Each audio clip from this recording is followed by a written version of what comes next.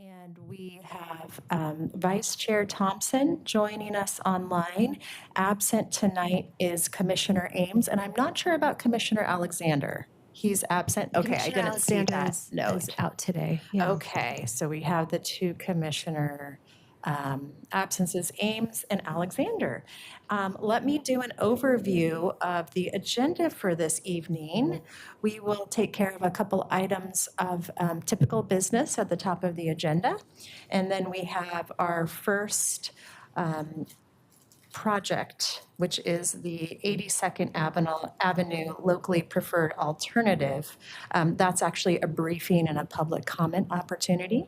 Followed by that, we will have the middle housing report, which is a staff briefing. And then we will have the annual election of planning commission officers at the close of the meeting. So with that, I believe I can go ahead and ask if there are any items of interest from commissioners as we kick off. And again, welcome back, everyone. It's been a few months off and really great to be back.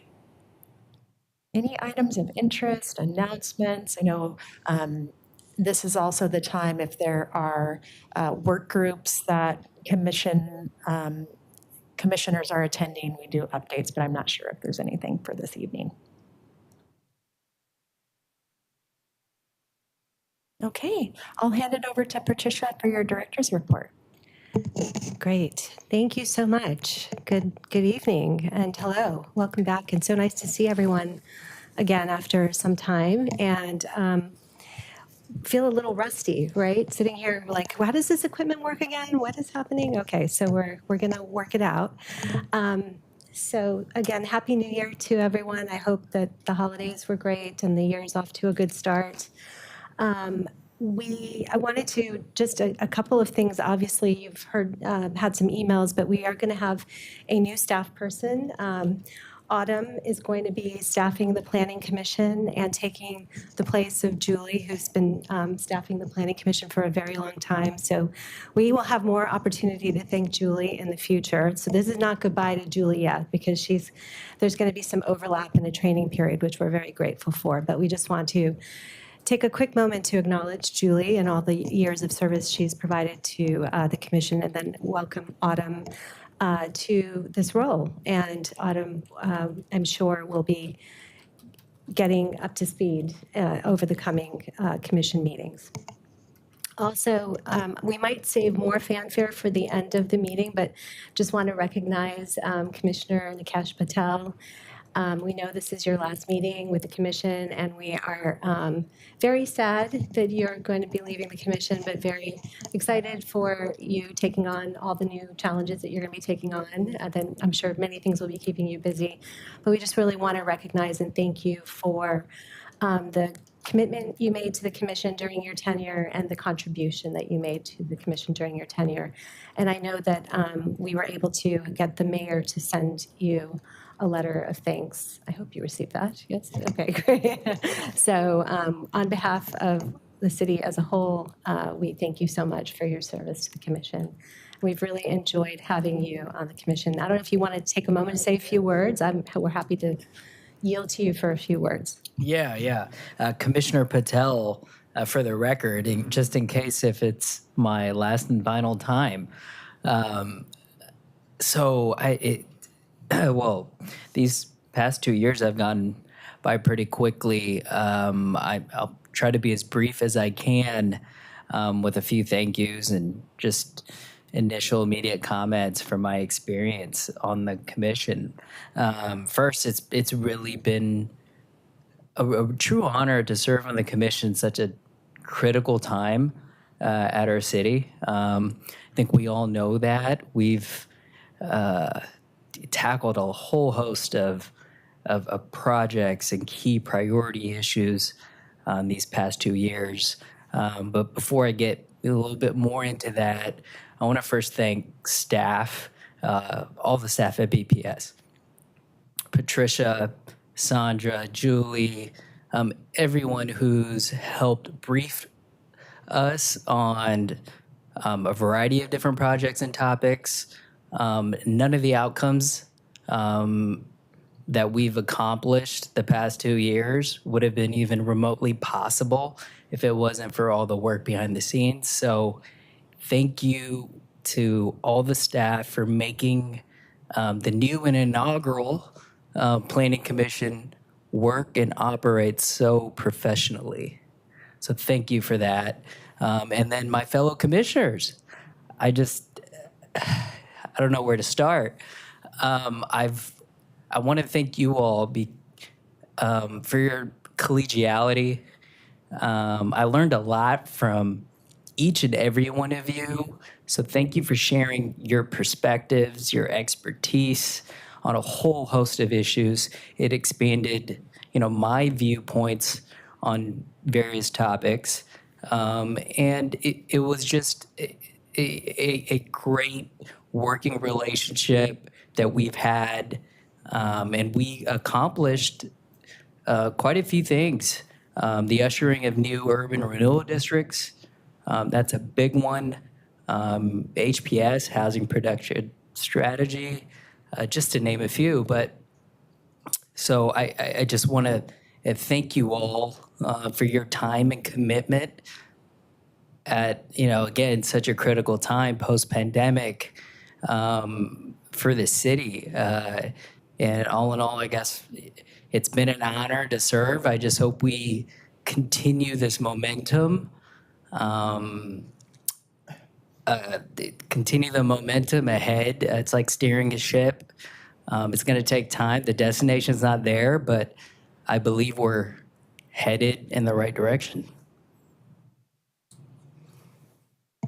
Thank you so much. I don't know if anybody wants to say anything. Maybe we'll just leave some room for that, and then I'll continue. So Yeah. thank you so much for your kind words, though, Commissioner Patel. We appreciate it. Absolutely want to say some things. Thank you so much for all of your service. And as you were reflecting on the 2 years, I also was thinking, wow, it has flown by. But we really accomplished a lot. And, your contributions and your perspective have been so critical to that.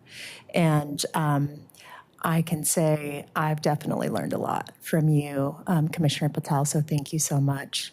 And we know you're still around, so I really hope this is not goodbye. It's a small city. Yeah. Yeah. Yes, absolutely. Thank you so much.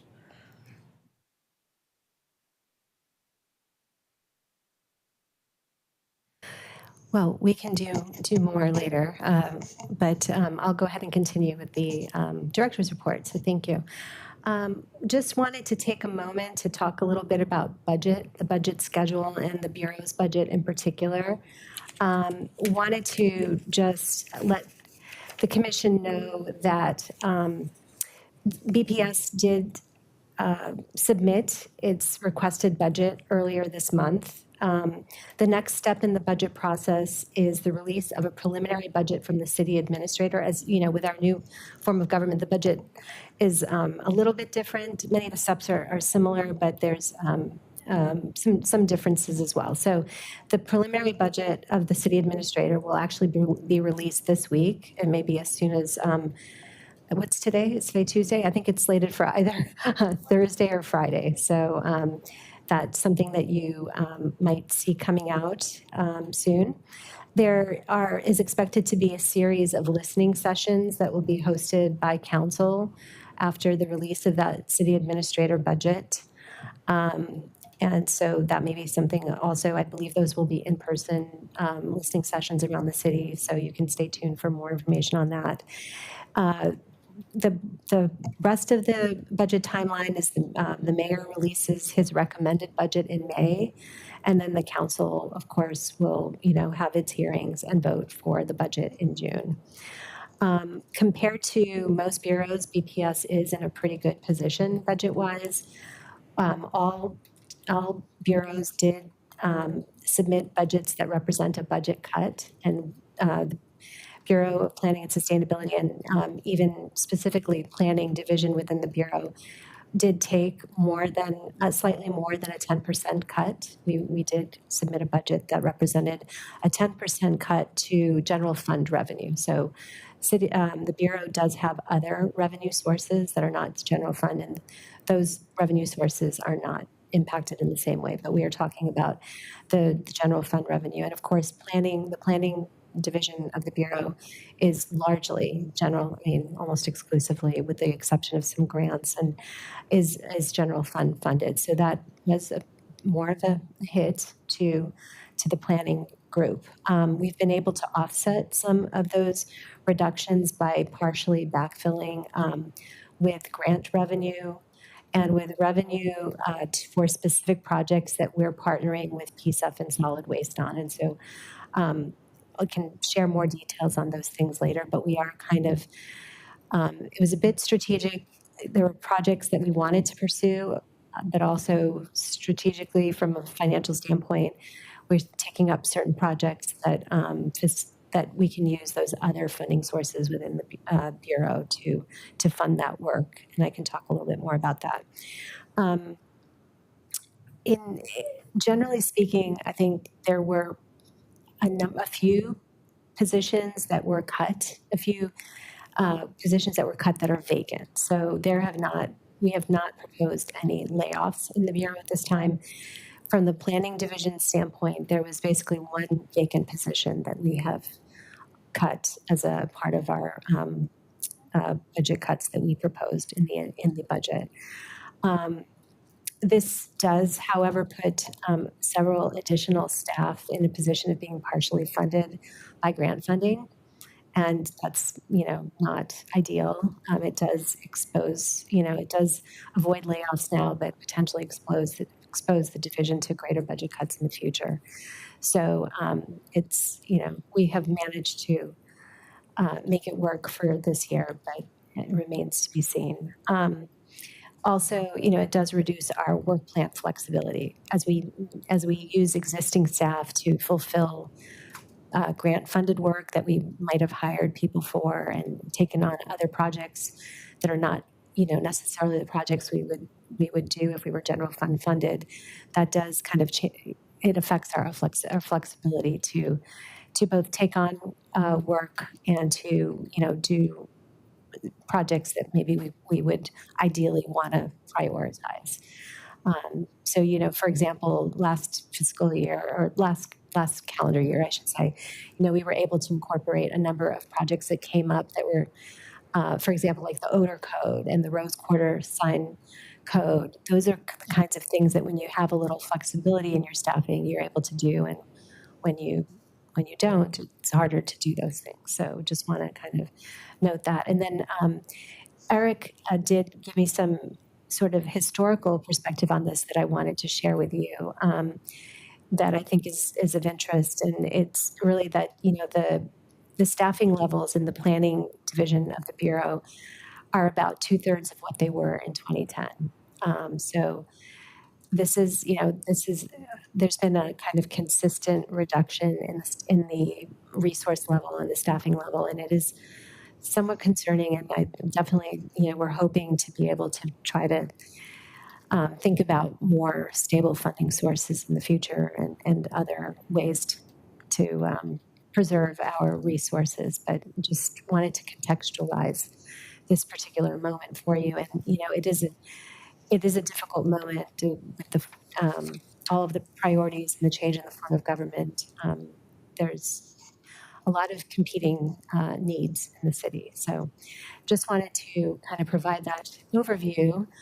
And just a quick note on the new form of government. We're about 2 months into the new form of government, and I'm sure you all have been tracking the various work sessions and briefings that have been happening at council and now the council committees. So I'm sure you're fairly up to speed, but there are 8 different, and I think I might have mentioned this. I can't remember the last time we met, if this was even a notion or not. But there are 8 committees. They meet the 2nd and 4th Wednesdays of the month, and they're all kind of finding their footing and organizing at this moment. So it's a time of a lot of change for all of us, and we're just trying to be responsive to the new form of government and the needs of the council. So that's kind of my summary of the budget. And I wanted to very quickly, I have a very brief presentation to just talk about the this calendar year and the items ahead at the for the commission. So let me go ahead and figure out how to share a screen very quickly. All right. Hopefully I'm sharing the right document. Oh, that's, let me see. How do I get into presentation mode here? Let me stop sharing for a moment.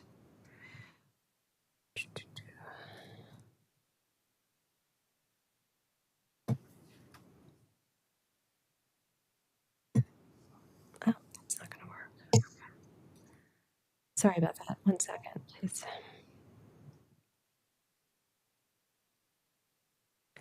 This is another way that I'm rusty right now, right? Apparently. Why am I not able to figure out how to move this so I can? Okay. Oh, there we go. That's it. I knew there was a simple way to do this. Okay. Thank you so much, JP. Appreciate it. Okay. Oh, the screens are not. Are your screens on? These screens? Oh, because this one's not on. Hmm. So you have your screen. The screen is showing. Okay. Hmm. Okay. Are others seeing on their screen? Yeah. Okay. Except for the two of us. Yeah. What do you want to? That's okay. Okay. Okay. We'll try to sort that out. Okay. Um,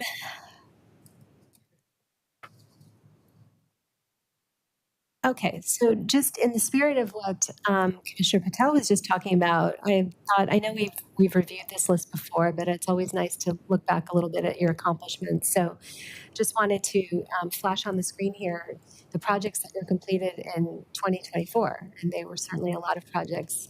So, you know, everything from the recap project, which is the code maintenance project, land division, the Montgomery Park area plan, which was a huge undertaking, tree code. Um, we had I'm trying to, which ones with the three amigos, the next ones, right? Our friends, the Rose Quarter Sign District, Odor Code, Housing Compliance Project to get into compliance with state law. And as Commissioner Patel mentioned, a huge lift and accomplishment with the, were 6 new uh, TIF districts, tax increment financing districts. And then, of course, our usual array of street locations, and then reviewing the housing production strategy in our housing or our advisory role, the commission's advisory role. So, a lot of great accomplishments last year.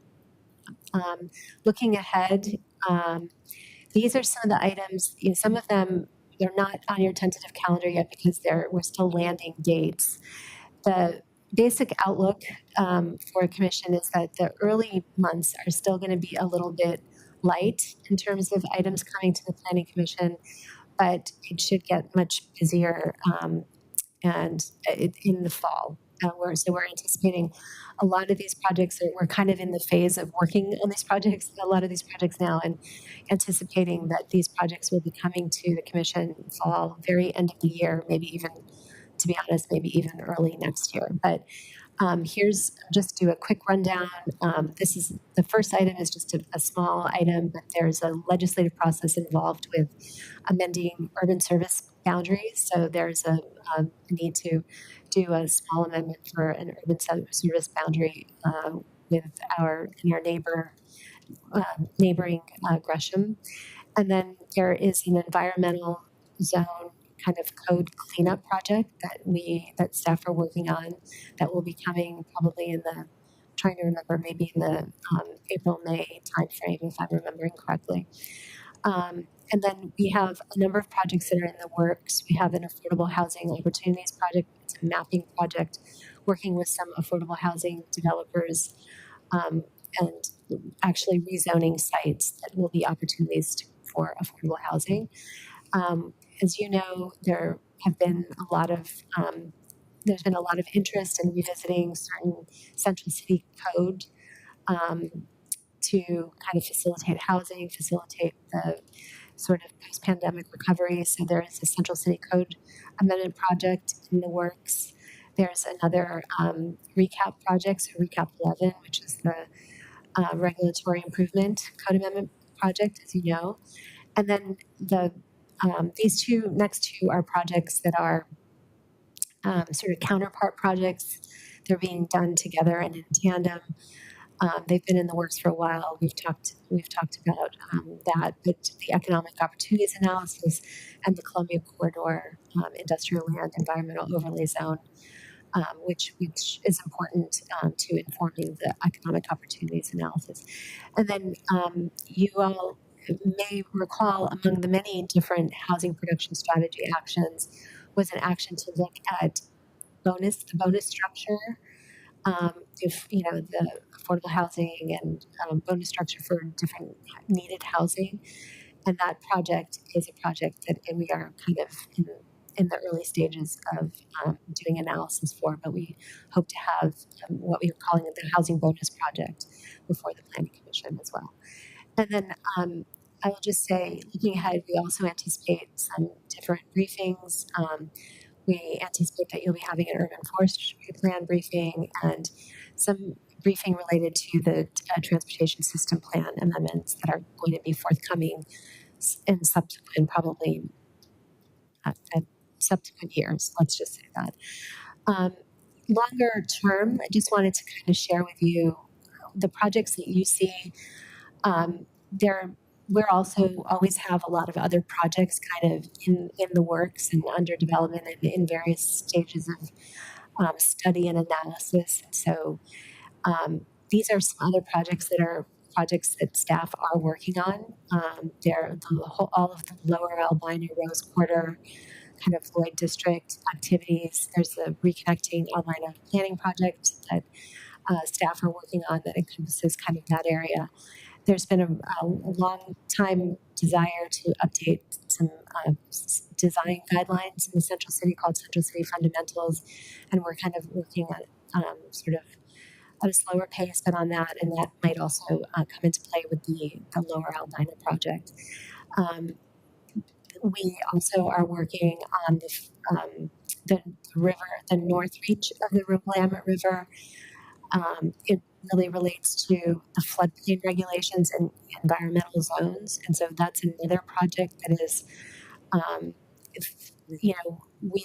floodplain work has been a phased project, and there were phases that were completed in the recent past, and this is like the next phase of that project, and it also has some bearing on the economic opportunities analysis as well because of the industrial land along the North Reach. Inner East Side study is a study, it's a part of the housing production strategy to kind of look at opportunities for more multi-dwelling zoning and housing within the Inner East. And then, of course, the Interstate Bridge Replacement Project creates opportunities around transit stations, both the existing Expo and the New Hayden Island station that we are evaluating what the implications of that project are and what that might mean for various land use plans. And then we also have received recently a grant, a hazard mitigation grant, to look at doing some follow-up policies, comp plan policies related to fossil fuels. And that is, again, this list is, these are things that the commission won't necessarily see, definitely won't see this year, might not even necessarily see next year. But it's just to give you a sense of, we always have a pipeline of projects, right, that are in the works, and this is kind of the current pipeline. I wanted to very quickly, and I'll wrap this up shortly. Thank you for your time and your patience. You know, we've given you presentations in the past that we talk about all of the different work that staff are engaged in, right? The things that you see that come to commission are only a portion of the work that staff does. And so these are the kinds of different functions that staff play and the roles that they play in the city in the city building process for the city, and in interacting and with community and with engaging and coordinating with other bureaus. And I'll just say that that work also informs and it, a lot of different current sort of larger catalytic land use and development projects. The PPS planning staff often have a role in helping to provide information, advise, etc. on projects like that. So just want to raise the commission's awareness about that as well. That our role, typically our role in these projects is setting the table, so to speak, with the plans, but it's also like an ongoing role of helping to support other bureaus in implementing those plans and accomplishing these projects. And then I just wanted to quickly share, the lens that we kind of look through in prioritizing projects. And I think these are things that we all recognize to be, the focus of a lot of the city's energy generally right now. And so that is certainly a lens that we use and we apply in looking at our work and what projects we prioritize. So obviously, as a commission, there have been many housing related projects that have come before you. So a huge emphasis on, how do we facilitate housing production? How do we facilitate affordable housing? How do we address the post-pandemic recovery and revitalization of the central city in light of all of the structural changes that have happened, as a result of the pandemic? And then environmental protection and resiliency. And obviously, as we've, in trainings we've done with the commission, where, these are priorities. There are many, priorities, and we're always looking at how we balance goals and policies to achieve, different priorities while also keeping in balance other priorities. And then finally, wanted to just share how projects come about. There's many different ways that projects come about. Sometimes it's,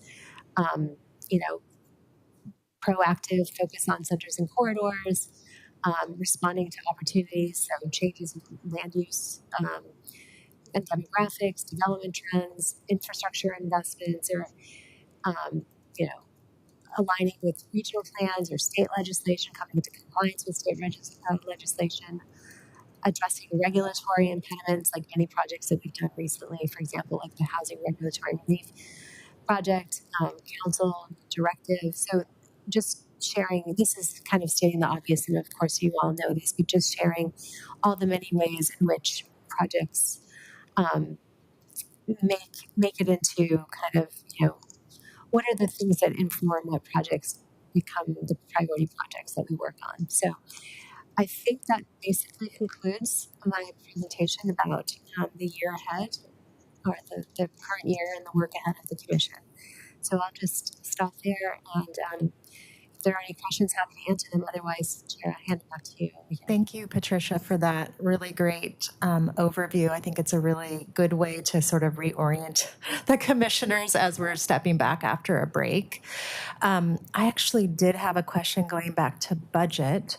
I'm wondering if there will be a budget advisory committee similar to what's been done in past years for bureaus this year as well.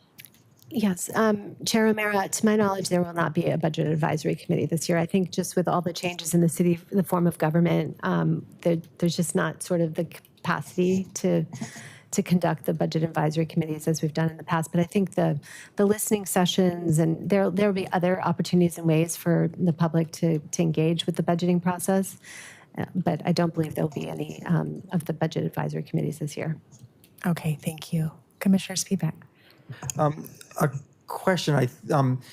So I was actually asked today how our projects started, and so the last slide is great. And the short answer I used to give is that sometimes it comes through staff to the Planning Commission and then on to City Council. And sometimes City Council, asks the Planning Commission to do something and it goes back to City Council. The second process is still intact, but when it goes from City Council to us, is it because back then City Council and Mayor were all in the same little world, right? So now is it the City Council subcommittee or the whole City Council? Is the mayor involved at all? Do you know yet? I think the answer to this question is it can come from all those different directions, I believe, and we're still, I think those systems are being worked out. But, I mean, certainly, council can direct staff, and, you know, the city administrator has priorities, and the mayor has priorities, and, yeah, I think that all that is still being worked out, but projects can come to us from a lot of different, originate from a lot of different places. And one thing that is not on your list initially, I know you're tracking it because your staff is there's another bill, right? HB 2138 in Salem, which would prompt a new residential code update. Yeah. We are aware of that. We're tracking all the bills, yep. Vice Chair Thompson, go ahead. Yeah, I just wanted to plant the seed for some of these projects that are coming down the pike as we're thinking ahead about the potential value of having a planning commission liaison that is involved from earlier points in the project before it comes in front of the entire commission. That's something that we saw a bit of in the PSC, at least, particularly where there was a degree of a heavy degree of community engagement, and it just became a way for the commission to have a little bit more depth of connection in understanding community priorities. Obviously, the hearings are still the primary venue and vehicle for that, but I think that just looking back and reflecting on some of the things that we did previously and some of the things that may have dropped off a little bit, I think that was a really healthy opportunity that I'd like to see us try to use more.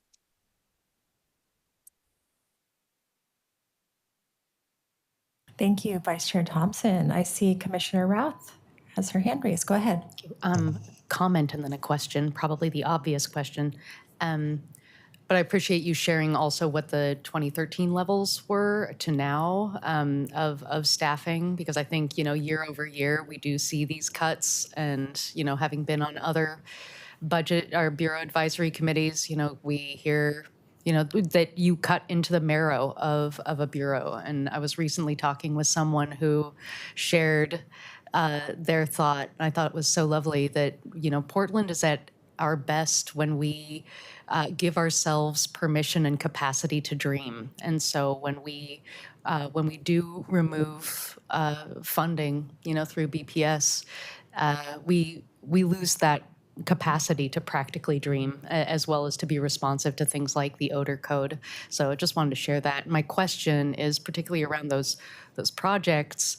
The obvious question, are there some projects or aspects of BPS's work that is that you're thinking is more vulnerable to cuts owing to the federal potential federal freeze? Thank you. Thank you, Commissioner Routh. Yes, there are some projects. For example, the reconnecting Albina project. We have a federal grant that's already an executed grant. That PBOT is actually the recipient of the grant, and then there's a multi-bureau team that's working along with PBOT, and we sort of bill to this grant partially for the work, and you know, that's a funding source that, per some of the information that's come from the federal government, you know, there was a concern that might be a funding source that would be a little bit vulnerable. So far, we continue to do the work. There has not been any specific direction. So until and unless we hear anything differently, we presume all systems are go, and we continue forward with the work. But there are, the Bureau has identified, and the city, you know, across the city, there's been an identification of those federal funds, you know, how the grant funding that comes from the federal government, the different ways in which it comes to, whether it's, you know, congressional allocation, or money comes in different ways, and there's potentially different, different implications for what the administration is doing for the different types of funding. So I don't have any more specific information, but we're definitely keeping, our Office of Government Relations or Affairs is keeping tabs on that and helping us to navigate and understand. But from our perspective, we're just continuing to do the work and to, submit invoices and, yeah. Okay, I'm not seeing any other questions. So thank you again, Patricia, for that great overview and look ahead. Our next item on the agenda is the consent agenda. So I'll ask for a motion to approve that consent agenda. Is there a motion? Commissioner Routh, do we have a second? Commissioner Patel, thank Second. you. Okay. and Someone please so- educate me what's on it, What's that? what's on the consent agenda. I believe it's our last the last Okay. meeting of November minutes. Great. So this is an aye vote. I need to remind myself as well, looking at my notes. So all in favor? Aye. Aye. Any opposed? And Eric, I think you were voting aye on that. Your hand was up. Okay, so we do have unanimous approval for the consent agenda. Up next, I'd like to invite Ryan Singer from BPS, and I know we have other presenters coming up as well. So go ahead and come up, and when you do, introduce yourselves. This is the 82nd Avenue Locally Preferred Alternative.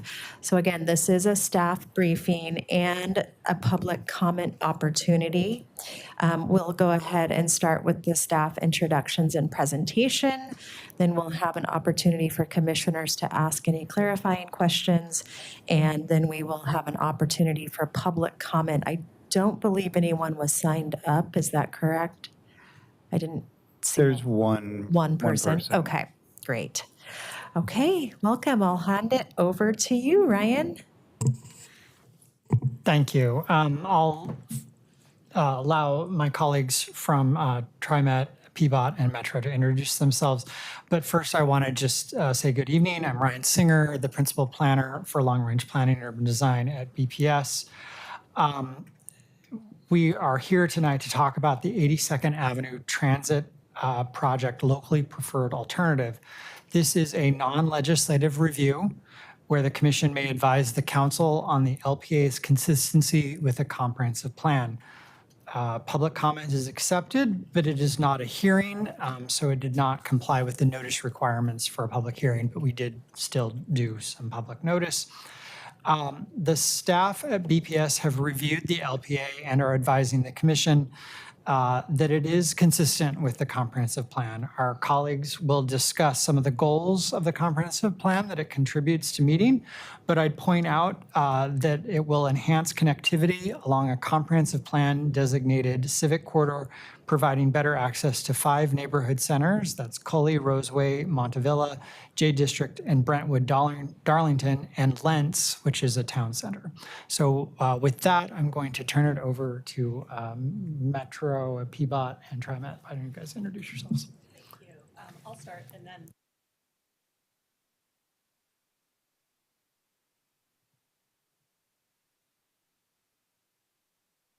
It's not, oh, here we go. Okay. The light is not on, but it's working. My name is Julia Reed. I'm a senior transportation planner with PBOT. I'm going to start the presentation and then I'll pass it off to my friends at Metro and TriMet. Would you be able to share your screen, please? So I'm here tonight to talk to you about a good news story, and I think we all can use some good news right about now. So there's a lot of exciting things happening on 82nd Avenue. In December of 2024, the PBOT's Building a Better 82nd Avenue plan was adopted by City Council. The plan outlines the vision for transportation in the 82nd Avenue corridor. Could you go to the next one, please? And this image that you see here illustrates the vision, which includes sidewalks and street trees, a safer, more comfortable street that is transit friendly, includes protected bike and pedestrian crossings. There are also medians in some locations. They're generally short, and many of them include trees or will include trees or landscaping. And the medians are located in key locations where access management is needed to improve safety. We're here tonight to talk about the 82nd Avenue Transit Project, which among other improvements is exploring potential locations for business access transit lanes or bus and turn lanes, which would be located in the outer travel lane in some locations along 82nd Avenue and would provide space for buses and for cars and trucks to turn. Next slide, please. So the 82nd Avenue Transit Plan is a top priority corridor for transit improvements in the Regional Transportation Plan and also in the Regional High Capacity Transit Plan. Next slide. So what do we mean by high capacity transit? We are talking about transit that is frequent, direct, comfortable transit stations, serves many destinations, runs most of the day, is fast and reliable, and as I mentioned, in some places has BAT lanes, business access transit lanes, or ROSE lanes, as folks are familiar, folks at home may be familiar with those elsewhere in the city. Next slide, please. The 82nd Avenue Transit Plan supports adopted plans, including the city's comprehensive plan. So specifically, it supports the safety goal, which calls for comprehensive efforts to improve transportation safety, and this is will be achieved through enhanced crossings that will be located at every transit stop and through sidewalk and curb ramp and accessibility improvements. It also supports the Great Places goal of the comp plan, which calls for enhancements to quality of life in the city, and this is being achieved through improved transit reliability and speed and connecting people to regional destinations. And it supports the equitable transportation goal of the plan, which calls for us to help people meet their daily needs through safe, efficient, and affordable transportation, as well as the opportunity for prosperity goal, which it supports that goal in that it provides affordable transportation through connecting people to education, jobs, places of worship, places for social connection. And it supports the city's cost effectiveness goal through leveraging concurrent investments on 82nd Avenue and continuing to look for ways to optimize those investments to improve transit on what is the busiest bus line in the state of Oregon. I always think that's pretty impressive, that it's the busiest one in the state. Next slide, please. One of the really exciting things about the constellation of efforts that are coming together for 82nd Avenue is that 82nd Avenue is located in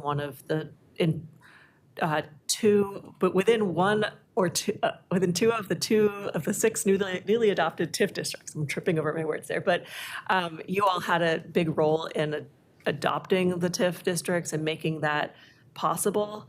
As you know, cost of housing and livability is top of mind for many Portlanders, and the one really exciting thing about 82nd Avenue is that there will be funding through the TIF districts to focus on paying for affordable housing, neighborhood infrastructure, and support for small businesses. And the TIF resources can also be used to assist first-time home buyers with down payments and to fund critical repairs that allow longtime residents to stay in their homes. So there's a lot of really positive things coming together on 82nd Avenue. And with that, I'd like to turn it over to my colleague, Melissa, at Metro, who will introduce herself. Hi, everyone. My name is Melissa Ashbaugh. I am a transportation planner at Metro and Metro's project manager for the 82nd Avenue Transit Project. Thank you all for having us today to present on this locally preferred alternative, and thank you to Julia for giving that introduction to the project and introduction to how this aligns with Portland's goals. I'm going to spend some time talking about really what this project is before getting into the locally preferred alternative, which is our big update for you all today. With the purpose of this briefing being to inform you all about the process that's advancing and to hear public comment. And for me, at least, it's helpful to start with a timeline to give you a sense of what we've done so far, where we're going. So the planning process officially kicked off for this project in 2022, and it's been continuing through 2024. That planning process is finishing up with our steering committee recommendation of the locally preferred alternative, or LPA. And that in this region is how we demonstrate regional consensus on, at a high level, what a project is that we want to be moving forward. We're here today with you all to present on the LPA and planning to go to City Council in April to seek their endorsement of the LPA. And at the same time, we're moving from planning into the design work. So really getting into the details of what this looks like in the roadway. That design work will continue through 2027, at which point we will have our funding committed, move into construction with plans to open this new transit line in 2029. And so what is this project? Where is this project? The project is primarily along 82nd Avenue, which is a crucial arterial that crosses from Clackamas County into Multnomah County in the city of Portland. And this project would be upgrading transit service on a portion of TriMet's current Line 72. That portion's shown on the screen in darker green. And it would be upgrading it from a bus service into a Frequent Express, or FX, bus rapid transit.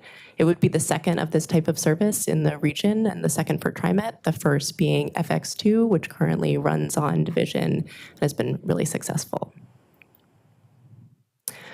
So I said this is mostly a line that goes on 82nd. Why 82nd? I think these pictures help tell the story, in particular that one on the right, which shows the bus stop right next to some unconnected sidewalk. 82nd Avenue is a place that has suffered from underinvestment. At the same time, for a long time, it's been identified as a priority for transit investment. As Julia said, it's in our regional high-capacity transit plan, our regional transportation plan, and also our regional transit strategy. And right now, the corridor is getting a lot of attention. After years of advocacy, community advocacy, ODOT transferred the ownership of most of the roadway within the city to PBOT, or to the city in 2022. And PBOT and ODOT have been working through the process of tackling a huge backlog in addressing roadway maintenance needs and safety needs. Early estimates of the need around that work were over $1 billion. So while that work is underway, it's a really exciting time to be thinking about transit investment as well in a place that community has called for and our plans have called for. And so we're really excited about this opportunity right now to move forward planning holistically with those other efforts, and also to use this moment to leverage local funds to help bring in federal money. We are anticipating with this project, we'll be seeking $149.9 million from a federal capital investments grant.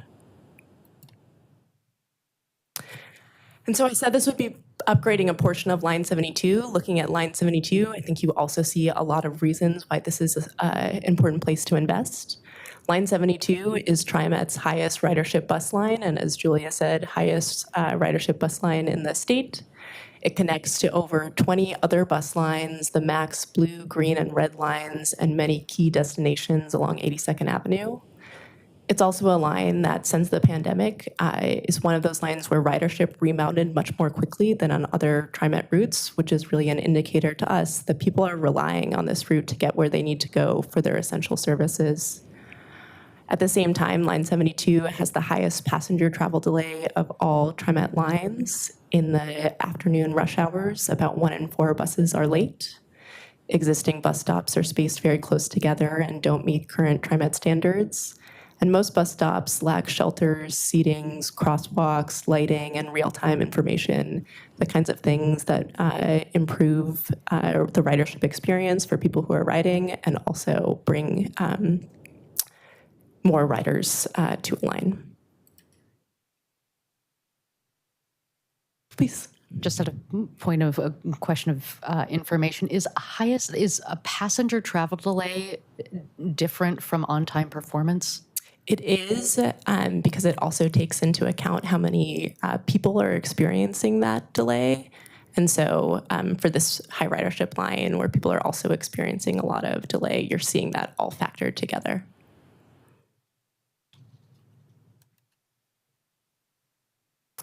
And more about the communities within this corridor. This is a corridor where population and employment are high and growing. There are about 68,000 people who live within a half mile of the proposed route, or 4% of the region, around 30,000 jobs, or 3% of the region.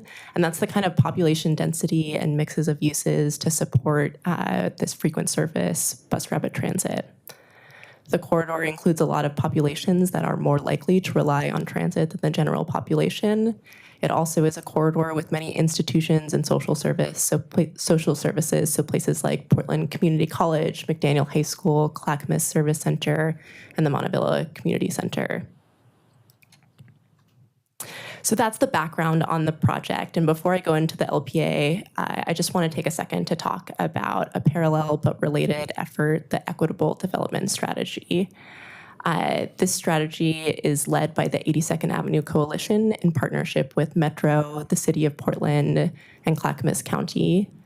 The coalition is made up of nonprofit organizations that serve communities along 82nd Avenue. So it's convened by Oregon Walks, Verde, Apano, and Unite Oregon. And this work has really been happening parallel to the transit project to help ensure that project-related policies and investment in the corridor are identified that help stabilize communities and businesses against existing displacement pressures, and also the kinds of displacement pressures that can come when a corridor is getting a large amount of investment like 82nd is right now. So this work has been really critical to identifying community priorities and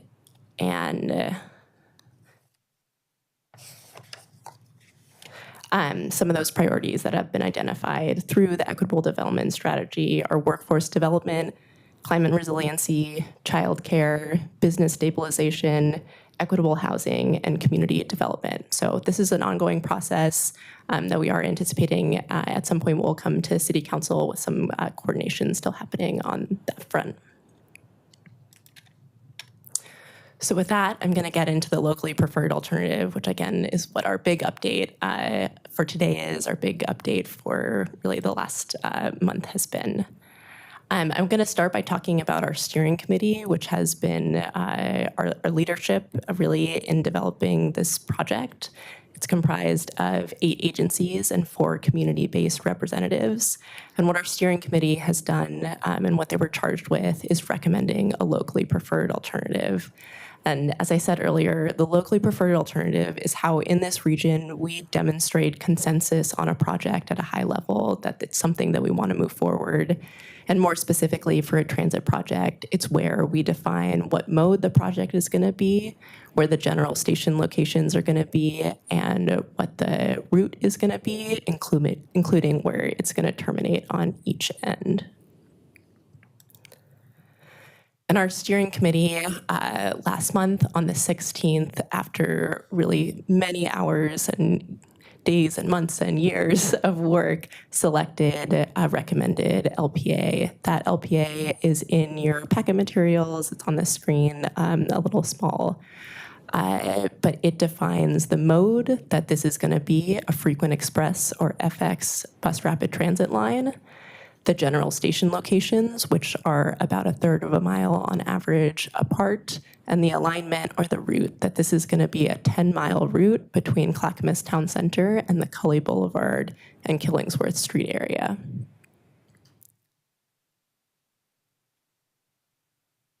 And so I want to talk about one particular part of the LPA, which is kind of the piece that we most recently locked in. It's a topic of interest for many, which is the terminus selection, which is a part of that route and the LPA definition. Defining the southern terminus was fairly straightforward. It's at the Clackamas Town Center Transit Center. That's the current southern terminus of TriMet's Line 72, and it's a place with high ridership, proximity to key destinations, a park and ride facility, and because it's a transit center, lots of connections to other transit lines. The northern terminus was a little bit less straightforward, with 4 potential northern terminus options identified for further evaluation: Cascade Station, the airport, Park Rose Transit Center, and the Cully Triangle, which was ultimately selected. And because there were 4 options that were potentially desirable, our steering committee, along with staff, helped develop a Northern Terminus evaluation framework.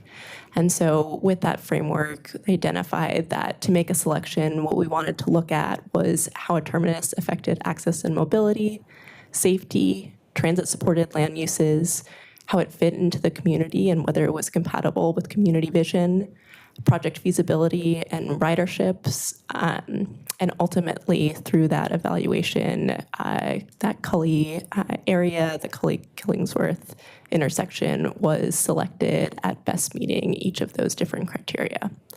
A huge part of that work was public outreach and community engagement. And with that, I'm going to turn it over to Paulina Salgado with TriMet to speak a little bit about the engagement efforts that really TriMet and Paulina helped lead. Thank you, Melissa, and thank you to everybody for having us here. Like Melissa mentioned, I'm Paulina Salgado with TriMet Community Affairs Coordinator, and I'll be talking about engagement. Over the past 2 years, TriMet has worked with our partners, Metro and PVAT, to make sure that we're not just bringing awareness to the project awareness to the community, but that we are capturing community's feedback as well. We've done this in the form of having community workshops, neighborhood association meetings, focus groups, open houses, and by establishing the Cully Terminus Evaluation Group, which is what Melissa was referring to in that Cully Terminus election. This group had representatives from organizations in Cully, including NEA, Habitat for Humanity, Hacienda CDC, Sabin CDC, Living Cully, the Cully Association of Neighbors, and we also had a McDaniel High School student. The goal of this group was to inform the project team on whether or not a Cully terminus was something that would fit with the neighborhood and with the vision they have for Cully. During these meetings, the group was able to look at early designs of a Cully terminus and provide feedback on the design elements that would work for their community. This feedback was then incorporated into the design. In the pictures that you can see on your screen, if you look at the left top picture, that's the group voting green with green cards, which means yes. They voted. After the meeting series was complete, the members voted yes on a Cully terminus. The group agreed that a Cully terminus would fit with the neighborhood's vision and complement their plans for future affordable housing, which I believe the person that we had for public comment was Luis from the Living Cully, and he will talk more about it during the public comment. But to end talking about engagement, I want to mention that engagement will not stop now that the LPA was approved, but it will just continue and will get robust during the design and the construction phase. And in the pictures that you can see on the screen, you can see we had an open house, which was the middle picture, which was January 22nd, and we had over 80,000 attendees. We had focus groups. Online and in person. Oh, yes, that's true. We had. The feedback for the online was, we received around 276 responses online. As Melissa or Julia mentioned, there is a lot of excitement about the corridor, about this bringing this transit project to the community. We heard people are super excited about this project, especially after experiencing the Division Transit project and how it really improves the time to get from one place to another one. And with that, I'm going to pass it back to Melissa so she can finish the presentation. Right. I wanted to leave you all with just one summary slide of all of the things that the transit project is going to bring. So we're going to have 68 stations with all of our pickup locations having upgrades, including weather protection, seating, real-time information, and lighting, the things that I noted earlier are missing on 82nd. We'll have enhanced crossings at every station location. There will be sidewalk, curb, and accessibility improvements. We'll have new signals, signal upgrades, and improvements to benefit transit, and that's really a very important tool for us to be able to speed up the bus and increase reliability. We'll have roadway improvements and repaving at station areas, higher capacity hydrogen electric articulated buses. So these will be the longer green bendy buses, and there will also be zero emissions vehicles. And there are some continuing discussions on physical priority through business access and transit lanes or BAT lanes, with that likely to be decided probably this summer. So that is our project. With that, I would like to open it up to questions. Thank you all for that overview and presentation. I will welcome brief clarifying questions from commissioners now. Just acknowledging we do have someone here to provide public comment, and then we can have more time after that if there are maybe more extensive questions. So with that, are there any clarifying questions?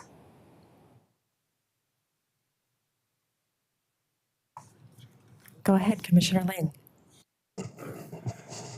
Just one question. When the north terminus is at Cully, where at Cully is that like Prescott, or how far is that? I think Melissa has do you have a slide up with the image?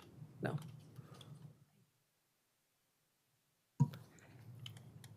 I do, but my slides are not showing up on the screen right now, so maybe I'll have to reshare.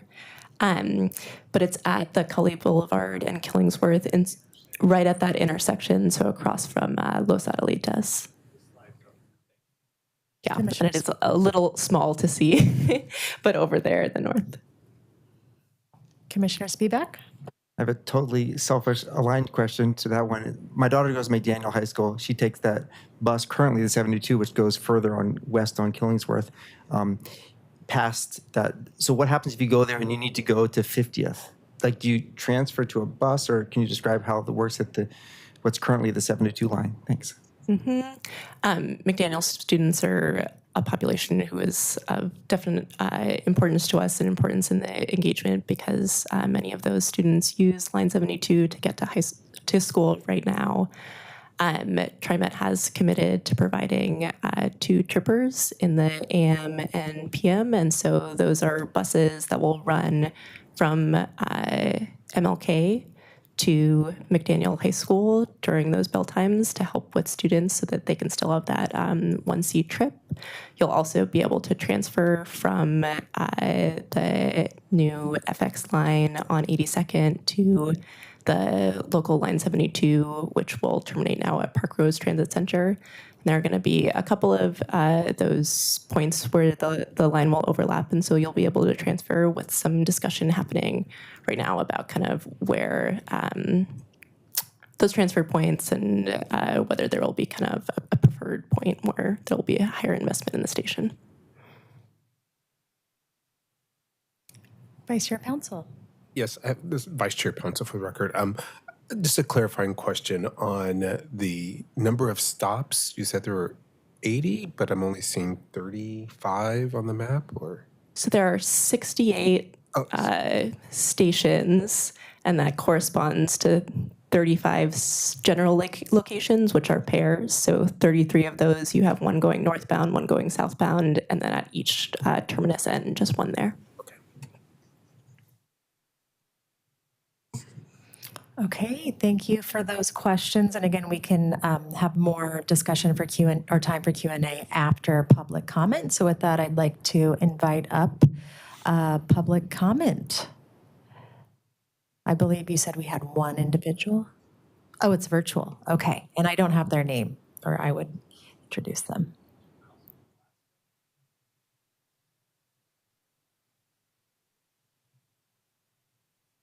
Okay. Luis Velasco, welcome. Please go ahead and state your name for the record, and you will have 3 minutes to provide your comment. Go ahead. Sure. Good afternoon, everybody. My name is Luis Velasco. I am the program manager with Living Cully. Living Cully is a coalition that's been working in the Cully neighborhood since 2010, and it is a coalition formed by 4 Cully-based and strong ties to the Cully neighborhood. Verde, Hacienda CDC, Habitat for Humanity Portland region, and the Native American Youth and Family Center. I'm here to talk about my experience in the Cully Terminus Evaluation Group. But before I do that, I want to tell you all what piqued my interest and our coalition's interest into the Cully Terminus Evaluation Group. That's a mouthful. And that was that Cully lacks a lot of basic infrastructure. We weren't formally annexed into the city of Portland until 1985. And so before 1985, we were an unincorporated part of Multnomah County, which meant that we lacked a lot of investment to have the basic roadside infrastructure like sidewalks, paved streets. And so because of that, we have a unique rural character nature to the Cully neighborhood. And when we heard about a potential transportation investment in Cully, we always take any investment that comes into Cully with deep consideration because we see it as an anti-displacement strategy. And so when folks from TriMet and Metro approached us, we really wanted to work with them on how can we think and how can we dream on making this transportation addition and investment into the Cully neighborhood coincide with our now 15-year-long anti-displacement strategy in the Cully neighborhood. And so I've been to the couple series of meetings with the Cully Terminus Evaluation Group, and what's been really awesome to observe is that it's beyond transportation, and people will gather in those meeting spaces and community members will come and be like, oh, you know what, we can also fix the lights on this street. We can also incorporate a mural into the work. And so part of the entire existence of the Cully Terminus Evaluation Group really has cultivated to be a space for community members to gather and dream of a safer Killingsworth Street, of a safer Cully Boulevard. But primarily the co-benefits that I see a part of this project and that our coalition witnesses are that there's a lot of economic benefits to the people living in the Cully neighborhood to have more frequent transportation, whether they have a job that they need more consistent and more faster travel times to. But also, because we have been such a disinvested neighborhood, we really are looking to bring more critical investments to the neighborhood, and that starts with transportation and making sure that when we bring those transportations into the Cully neighborhood, we have an intention and we have a conversation about how gentrification can affect our neighborhood. And because we are having those intentional conversations with the team at Metro and TriMet, I believe that we are headed in a very good direction with the project. Thank you for your time. Thank you very much for your comment and your participation in this project. So with that, we will conclude the oral and written comment for this project before the Planning Commission. And now I welcome additional questions from commissioners. If there are any. Go ahead, Commissioner Ling.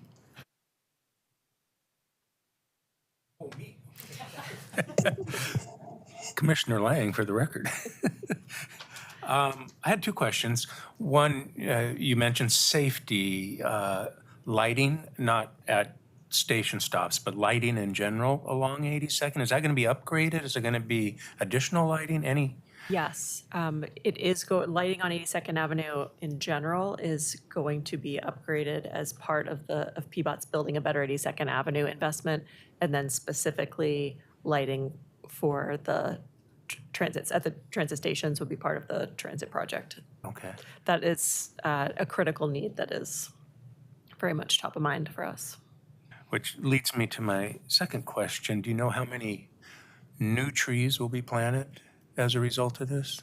You know, we have an initial number, which I don't have available right now, but we are also anticipating that the number that we have now is not going to be the final number. We have investment that's going into 82nd Avenue that's from the Portland Clean Energy Fund for street tree expansion program. So we are expanding sidewalks in areas where we can, areas where there are no sidewalks today that are close to transit stations, that are close to schools, that are close to common pedestrian destinations where we can accommodate street trees along the street. So we don't have it's a work in progress about how many total, but it's going to be A lot? a lot.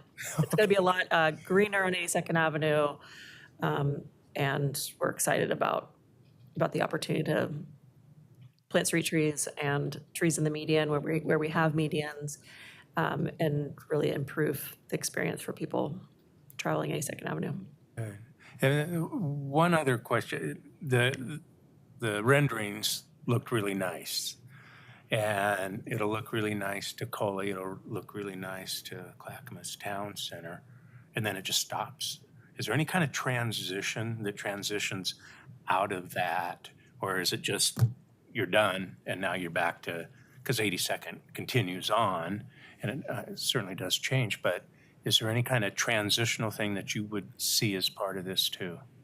Well, the southern terminus, the line continues from City of Portland into Clackamas County now, and then would terminate at the transit center, which is a logical Stop. logical endpoint for the line. And similarly, we have a similar condition on the north end at Cully, where it really is a neighborhood destination, and there's a confluence, a lot of the long-term affordable housing that has already been built and that which is planned in the Cully neighborhood. But in terms of where the extent of the project is, it does span from Cully to the Clackamas Town Center, and the investment is focused in that area. Okay, thank you. Thanks. And I will say, check out 82nd. The trees are already going in, large form trees at the north end of it, which is fantastic. And I think the lighting is great. I hope, or maybe it's too late, that PBOT can get parks to also do that on the east end of Glen Haven Park, where I know that, human trafficking happens there. And so although lighting will help with prostitution, which is active along 82nd, there's a sort of a gap there that involves parks having budget, which they probably don't have, to add lighting there. I have one question, which is, the transit is essential here, and it's going to be the priority for the street. It's the biggest lane, as you say. I'm thinking about bikes, and I know the city's being sued over this right now. I think that the bike conversation is probably between bikes and cars, but I'm curious whether in the physical design for transit along the street, whether the things in that list on the last slide that are more or less conducive to having parallel bike use of 82nd, and whether, for example, if the city loses and has both bike lanes, some of the stuff have to be changed. So I'm trying to figure out if the LPA is consistent with bike lanes on 82nd. That's the question. Yes, thank you. I'm glad you asked. This is a great question. Our policy guidance is clear that 82nd Avenue has the highest street classification for all modes, with the exception of bicycle transportation. When there is additional space on 82nd Avenue that can be allocated to one mode, we are focusing on transit. We are also focusing on a parallel, we call it a bike ladder strategy, which provides a parallel north-south connected bicycle transportation route, both sides of 82nd Avenue, within a quarter to a half mile of 82nd Avenue, and regularly spaced bike-safe crossings of 82nd Avenue. And we have been working with the Bicycle Advisory Committee on this strategy, and we'll continue to work with them as we further develop that strategy that's in the Building a Better 82nd Avenue plan for bicycle transportation. Thanks, but I'm going to still ask the question because the decision on whether the Oregon Bike Bill requires there to be bike lanes there based on rebuilding a street is one that will be answered in maybe a legal system, not by us. So the question is, does this LPA work? Is it consistent with having bike lanes on 82nd? Still the question. Eli, this is Kristen Hall, Planning and Project Delivery Group Manager at PBOT. And we are not reconstructing 82nd Avenue. So that is our interpretation of the project at this time. So, hi, Kristen. I'm sorry, I didn't know who was talking. So what was the answer again? Thanks. We are not reconstructing 82nd Avenue through this project. And that is our interpretation of the bike bill question at this time. Vice Chair Thompson, go ahead. Yeah, I have two questions. The first, I was curious to understand some of the lessons that have come out of the division line and how those are informing the direction here. I hear it was, very successful. I'm not personally familiar with the experience of that, but in architecture, we call it like a post-occupancy evaluation. And I'm just curious if anything like that has been done to understand where the design was successful and where things could have been improved even further. We have additional colleagues from TriMet who are here for questions, but they don't have a chair. So Jesse Stemler from TriMet is coming up to address that question. Is this on? Yep. Hello, everyone. My name's Jesse Stemler. I work for TriMet, and I'm the project manager for the 82nd Avenue Transit Project with our agency. I also was the design manager on FX2 on Division. And so we have looked pretty regularly back to FX2 and Division for lessons.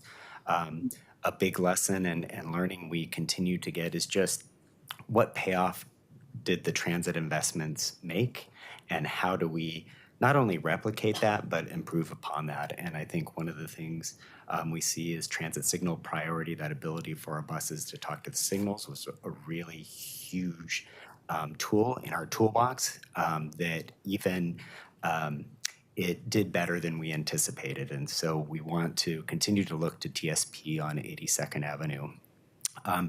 As the design manager and a landscape architect, I was also very focused on the station environments on Division. And I think we saw some real successes of where we were taking a context-sensitive approach to those station investments and really looking to weave those into the neighboring context. And I looked to places like 34th and Division, the 82nd and Division, where we were able to do a lot of work to recognize the context, to do the engagement, similar to the engagement that Luis had talked about previously, to tee up future investment, and also just recognize that the context that each of these stations are in. And we know on 82nd, these stations are in places of destinations. These are where people want to go. And so they should be places that we think carefully about and continue to have that context-sensitive approach. So, and then there's, with any project, there are always these design tweaks that you want to look to improve on. So we will continue to look at those. But those are some of the immediate lessons that I take away from Division. I'm sure that depending on who you talk to, there are many other lessons as well. I'd just like to add onto that, similar to Division, where Division had a transit project that was also happening concurrently with multimodal safety improvements on Outer Division. We are similarly working on 82nd Avenue with the transit project and safety improvements. While we are not putting bike lanes on 82nd Avenue, we are making a series of safety improvements, and some of the things that we are doing differently than we did on Division is that on Division, there are where medians exist. Many of them are quite long. On 82nd Avenue, where they exist, they will be shorter. We're also fortunate that on 82nd Avenue, unlike Division, has a water main that runs down the middle of the street, which prevented the planting of trees in the median in many locations on Division Street. We don't have that same condition on 82nd Avenue, so we are able to plant more trees in the middle, in the median where those medians exist. We're also working very closely with business owners on 82nd Avenue. So anywhere that there is a median that is proposed, we are having multiple meetings with business owners that are located adjacent to those proposed medians so that we can come to a design solution that both addresses safety and preserves business access needs. That's really helpful. Thank you for all of that additional context. My other question is zooming out a bit. We heard a little bit from Luis about displacement and the conversation that happened in the stakeholder groups around that, and some of the work that is happening in Cully to prevent that. Also understand that there's the EDS happening, and that includes a lot of strategies and initiatives. And I'm just trying to understand from a timing standpoint if the strategies and initiatives that have been identified, if they're adequately resourced to occur ahead of a lot of this work happening. Just learning past lessons again, doing the anti-displacement first and securing affordability before making a lot of investment is the most successful. And so if there are checkpoints to ensure that happens, or if there's a little bit more that you can share about just the timing and the level of resourcing and whether that feels adequate. I can address that one. So I think that first of all, I'll say that the Equitable Development Strategy is a multi-bureau product that we worked together with the 82nd Avenue Community Coalition to identify strategies and identify actions that could be addressed. We are still in the process of finalizing that document as we are experiencing, as you know, the budget crisis in the city. One really great thing about 82nd Avenue, as I mentioned before, is the TIF districts that were approved by this commission last year, and those will begin, as I understand it, yielding funds after 5 years. Mm-hmm. Is that correct?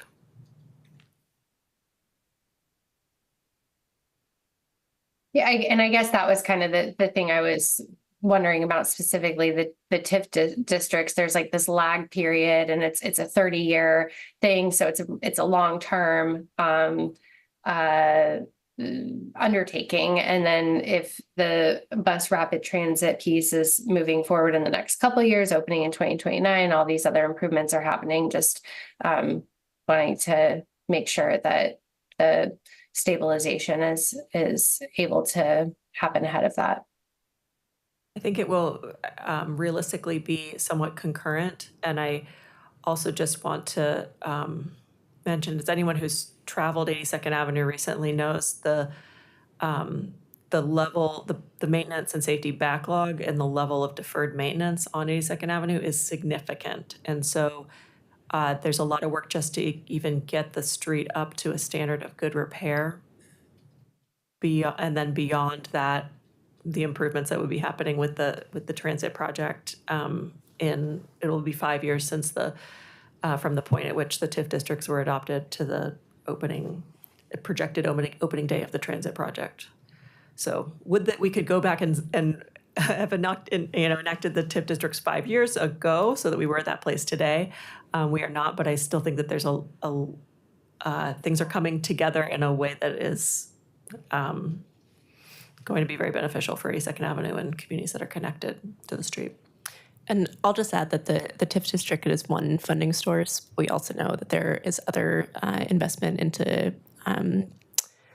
anti-displacement that's happening along the corridor and has been happening, including affordable housing. So we have examples of affordable housing that have been built along the corridor. So places like Orchards and Gleason Landing, upcoming affordable housing that is planned, including at the former Camden Grill site.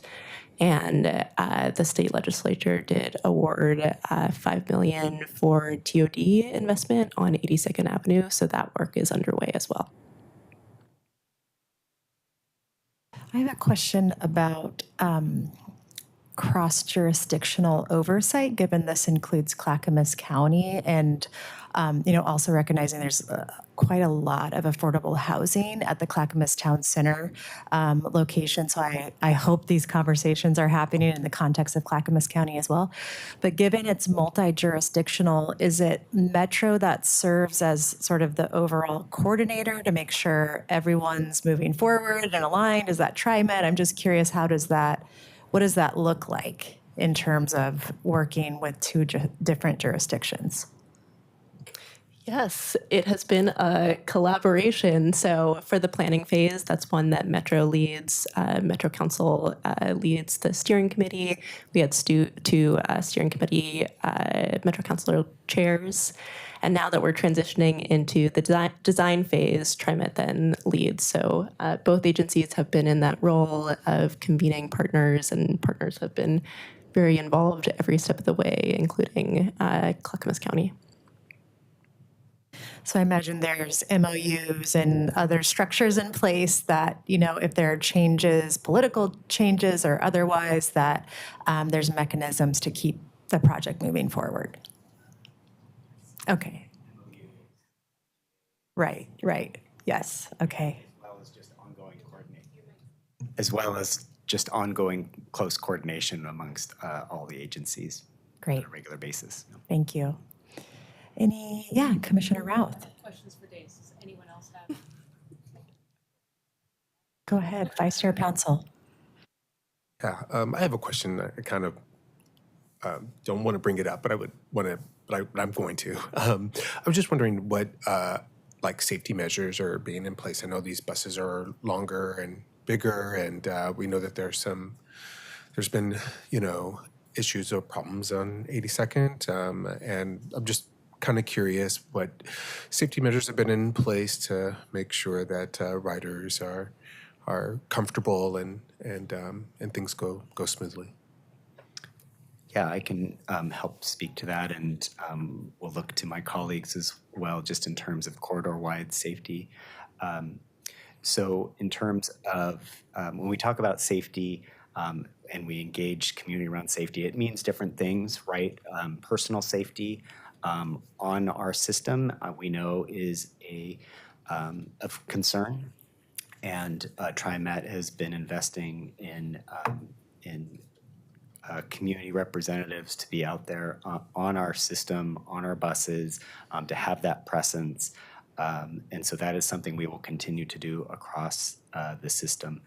Station investments, having safe levels of lighting that is consistent, something that you very much do not see today on 82nd, will be a big part of this project, as well as some of those investments that Melissa had mentioned previously, like every station being paired with a safe crossing, having the street lighting, just improved eyes and awareness around station areas are also a big part of the transit safety investment.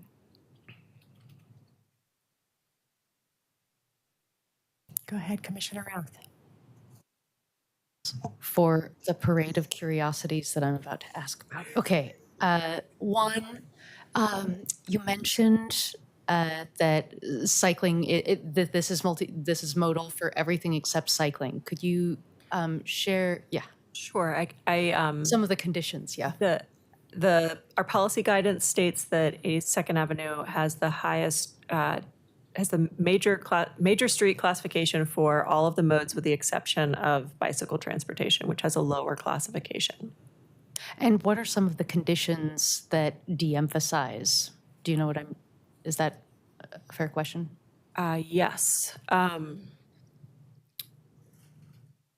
Kristen, are you still available here to describe the conditions of the modal classifications from the TSP?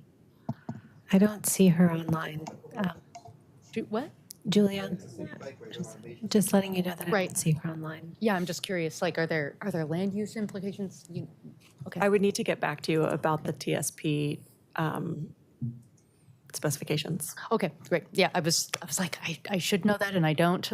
I guess I'm thinking like one of the last kind of moments of consternation we had on the Planning and Sustainability Commission, was around the Hawthorne striping, and because it is obviously it's something that a lot of it's rich in cycling in the area, just because of the roadway width and the fact that it's a transit-oriented project, but it meant having to make a really difficult decision that is hard, and as someone who has cycled for all of my life, well, since I was 4,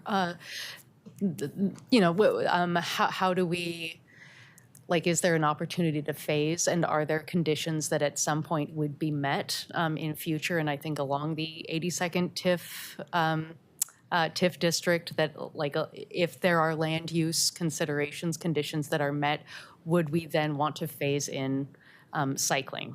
Recognizing, as Commissioner Spivak mentioned, that lacking cycling on the 82nd Avenue is not yet settled law because there is a legal dispute.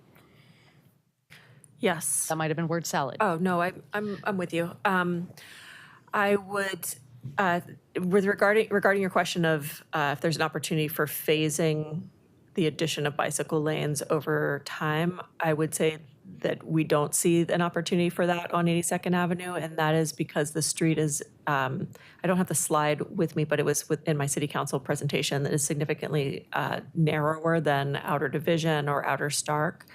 And in order to, we just don't have the space in order to maintain the center median, which is needed for the large number of turning movements that's happening all up and down along 82nd Avenue, and the commercial, being a commercial corridor that it is. We would have to take a travel lane in each direction in order to add bicycle lanes on 82nd Avenue. And if when we studied that, if we were to do that, it created too much delay for transit.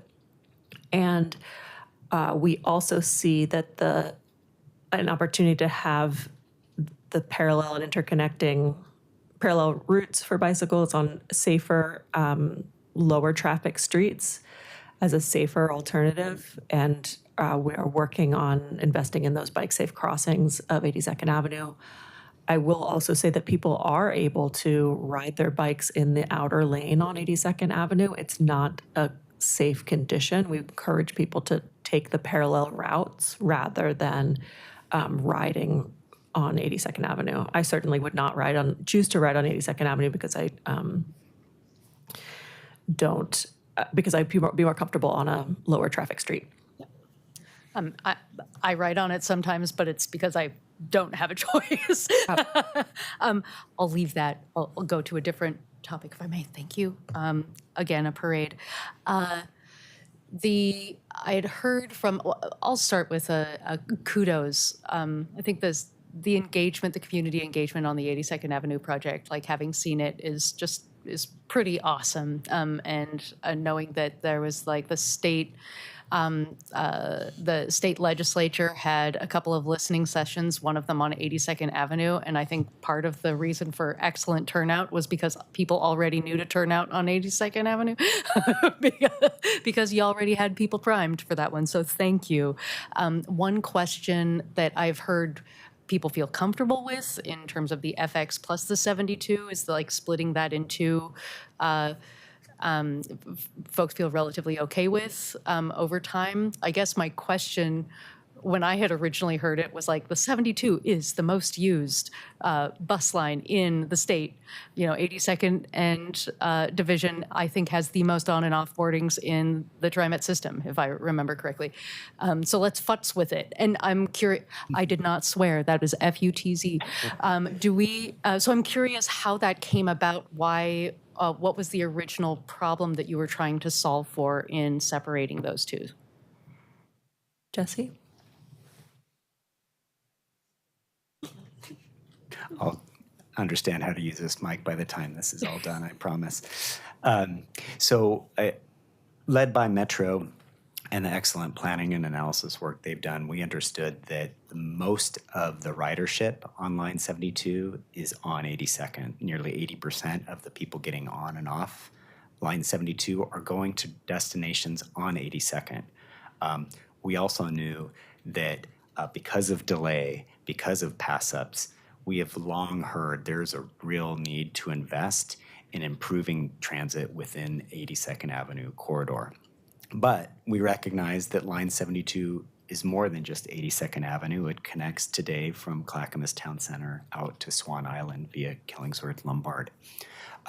So by splitting those two lines, we were really looking to make that investment where we were seeing so much of that delay and so much of that ridership. And we knew that in the future, we were only going to see more ridership and more of that delay, but simultaneously still wanting to create those connections between Swan Island and East Portland. And so by splitting those, continuing to keep Line 72 frequent service out to Swan Island and connecting it to Park Rose Transit Center and all the transit connections there, while also simultaneously having that overlap that Melissa had described, we're able to keep those connections for that portion of the line as well.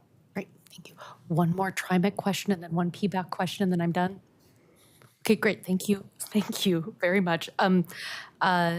Related to stop frequency, I mean, one of the tension is, from my understanding, on-time performance and accessibility, particularly for people who have mobility issues, you know, and that stop frequency is important. So I'm curious how you and community navigated some of those conversations. Yeah, so when we look at station locations, we have to look at those through various lenses. It's not just where the most people get on and off. We have to really understand and look at things like lift deployments, which is those instances that we deploy our ramps. What are those adjacent land uses? Where are those services? And really understand, yes, we may have a lower ridership at some locations, but if we're serving a location that is health services or we're seeing lots of ramp deployments, we need to look at that very closely and understand if that needs to be a station location. And we need to also, we know that there is a real issue with connectivity throughout the corridor, just in terms of sidewalk connectivity and accessibility in general. And so today, we see so many stops along Line 72, which is really, it's really a vestige of just having no accessibility between stops and getting to those stops. And so as we make these transit investments, it's also about in those immediate station areas, improving those connections. And so truth be told, there are places where we have stops probably a little bit closer than, you know, if you look at other BRT systems in the country, they would say those are pretty darn close for a BRT system. But because of the engagement we had done and understanding some of the nuances and what we know about ridership and through the engagement work we've done, we just knew we had to have stops there. They just needed to be there. So there is some trade-off maybe, but we felt like that was important, and we heard from the community it was important. Awesome, thank you. Last question, and that first a comment on the safety. I appreciate us talking about lighting, also that it be pedestrian scale rather than like the Cobra's personal hope. Really appreciate street trees because that pulls down, you know, design speed.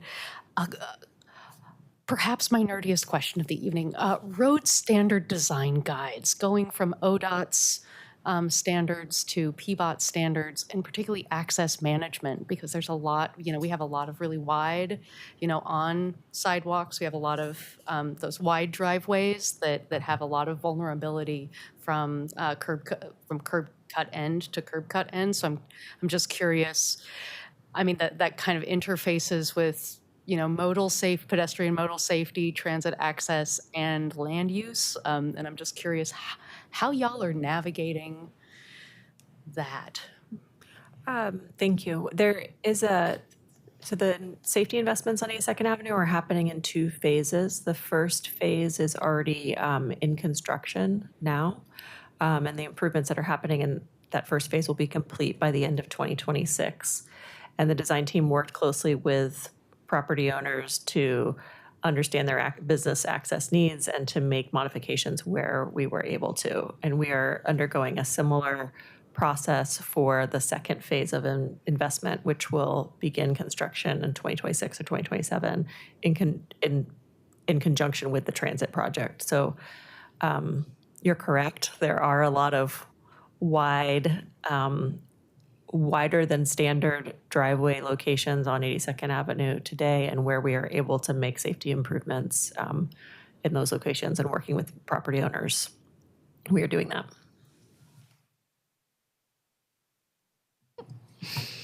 Thank you so much for your responsiveness to our questions and for the great overview and presentation. I believe that concludes our questions for you all, but I do have a question for commissioners around, this is an advisory role of Planning Commission, not legislative, so we have the option before us to submit a letter to council in that advisory purview. And so want to open it up for comments around, do we want to proceed and submit a letter? If so, I think it would be the typical sort of round robin of what we'd want to include in that letter. Staff would take note of that, and then there would be a draft provided to us before it goes to council. So wanted to open that up in terms of whether we would like to proceed with that letter. Any comments, questions on that? Chair O'Meara, may I just very quickly for the record just clarify that this letter would be speaking to consistency with the comprehensive plan in this advisory role. Correct. Thank you, Patricia. Yes. Did you, Vice Chair Bansal, were you? Well, I didn't mention this at all, but it seemed like that there was some, deliberation and conversation about, cycling in the area. And I don't know if this is, I guess there is some legal things that are happening around that. So I'm not quite sure if that's something that we should broach or if it's, something to be communicated within this body right now, or. Okay, thank you for that question. Did you have a response? Well, I'm just wondering, maybe we should talk amongst ourselves now. We're a commission. So, my thoughts to start on that is, I don't think we should get, I'm supportive of the project. I think that that when gas prices double, and we have great businesses along 82nd, then the analysis that they did might be different. It might say that we don't need all those 2 lanes in each direction for cars.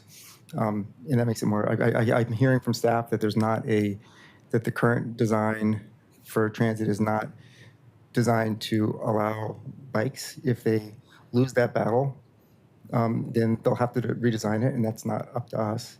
And it'll happen probably sooner than they build anything. So I'm not feeling a need to send a communication letter myself.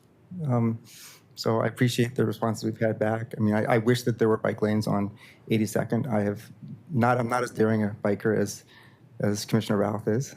I go there all the time, but I don't bike on it. But I think there is going to be this little fight about it, but I don't know that I want to add something to the record on that. I think that, if this were a decision on whether to do 2 lanes or 1 lane for cars, then I think we'd be talking more about it. But that decision is, at least for now, has been made. Yeah. Yeah, and I think the determination would be, is that within the context of our advisory role, using the comp plan as really our lens and filter. And I'm hearing that there's some remaining question and concern specific to bike lanes on 82nd, but not a recommendation to proceed with a letter to council in this instance. Okay, I'm seeing head nods. Checking online, Vice Chair Thompson. Okay. Great. Well, thank you again to our presenters. And we will take a 5-minute break before we proceed to the middle housing item, which is the next item on our agenda. So let's go ahead and say 6:51. We will reconvene. Thank you all so much.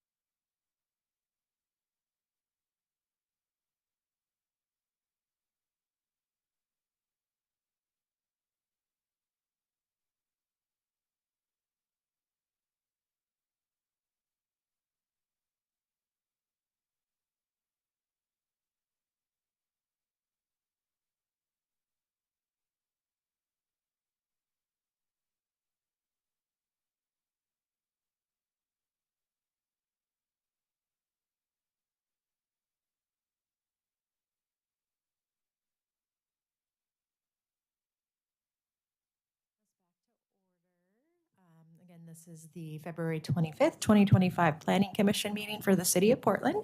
And we will be moving on now to our next agenda item, which is the Middle Housing Report. This is a staff briefing, so I'm welcoming up Morgan Tracy and Julia Michael, and please correct my pronunciation. It's Michelle. Michelle, okay. Welcome from BPS, Bureau of Planning and Sustainability. And I'll turn it over to you both now for the staff presentation, and then we'll have time for Q&A from commissioners. Great. Welcome. You're actually getting two planners with two first names. Sounds good.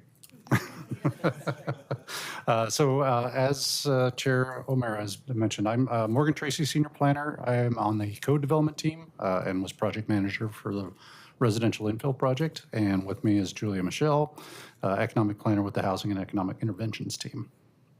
So we're here to present rather exciting information from our recently completed Middle Housing Progress Report. So these are some higher level takeaways from the middle housing production trends from our single dwelling zones. I just want to note that this is kind of a summarized version of a much lengthier 65-page report. So we're just going to focus in on the main headlines. So we're going to start with a short overview of what the residential infill project and middle housing is. Then I'll talk through the production number slides before handing it over to Julia to cover details related to the location, type of units being built, and sales price. So what was the residential infill project? Because not all of you were here when we did it. We started in 2015. We finished in about 2020. So prior to RIP, the single dwelling zone lots only allowed for, and so when we're talking about single dwelling zones, I should mention the map there shows the areas in yellow and green are the areas zoned for single dwellings. And those zones previously only allowed for a house with an accessory dwelling unit or a duplex. The building size at the time was limited only by the height, and building coverage, and setbacks. And so on a typical 5,000 square foot lot, you could build as much as a 6,250 square foot house. And because of this, with the increasing prices of land, we saw smaller homes being demolished, being replaced in favor of a large, expensive new house. So in 2020, the City Council adopted changes to the rules that govern the types of housing that are permitted in these single dwelling zones. And we specifically tailored it to the higher density R2.5, R5, and R7 zones. So those are the areas in yellow on that map. And we expanded the housing types to include things like duplexes, more ADUs, so a house with 2 ADUs or a duplex with an ADU, triplexes, fourplexes, and later on in that hearings process, we added an option for an affordable sixplex, which allows for 6 units when half of those units are affordable. On top of that, we added new caps on the size of the house through floor area ratios, which relate the size of the structure to the size of the lot that the structure is placed on.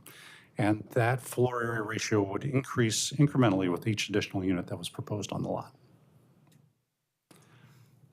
That was all well and good, except the state passed House Bill 2001 and included a couple more directives for us to come into compliance with. So in 2022, in response to those new state mandates, RIP was expanded to include the 16,000 additional R10 and R20 lots. Those are the areas in green on that map. And they also had a few other housing types to add to the mix. So we have attached houses on sort of smaller lot sizes, cottage clusters, which we'll talk about a bit more, and a thing called a detached duplex. So if you have an existing house, this allowed you to build a detached second primary unit bigger than what an accessory dwelling unit would allow. The findings in this report refer to houses, ADUs, and middle housing categories of housing types. So just to get us all on the same page in terms of this report, a house, obviously a detached unit on its own lot. An ADU is a secondary accessory dwelling unit, is secondary and limited in size to something that's no larger than 800 square feet. And middle housing covers the gamut of the rest of the things: duplexes, triplexes, fourplexes, cottage clusters, And in the case of this report, we cover sixplexes, but just note there, the state doesn't currently consider a sixplex a type of middle housing. That's under discussion, future project. Just in terms of some real world, recently built Portland examples of middle housing. We have a duplex on a 5,000 square foot lot on the top left, the triplex, the fourplex on the right-hand side, and on the bottom, a cottage cluster, an example of an attached house. And at least one of our commissioners is familiar with an affordable sixplex. Some general observations from the types of development that we have been seeing. Fairly conventional architecture, gabled roofs, board and batten or horizontal sidings. It's more typical what you'd see with conventional type design. Usually these are two-story. There are a couple, if that, one or two three-story examples of middle housing, but by and large, these tend to fall in the two-story realm. And almost universally, these are townhouse, side-by-side oriented units built to a townhouse residential code. For the report, we did, well, I say we, actually, Julia did a significant amount of data crunching and cleaning required, and we had three distinct sources for that data. First was our Amanda, which is our permit database. We also looked at the RMLS sales data. We did not have a good, reliable rental price data set to build from. I think that might be something that we can come back to several years down the road when we have more depth in the rental market. But by and large, the RMLS sales data was good. And then from the Housing Bureau, we looked at the Holte and SDC affordability program data to see which units were taking advantage of those programs.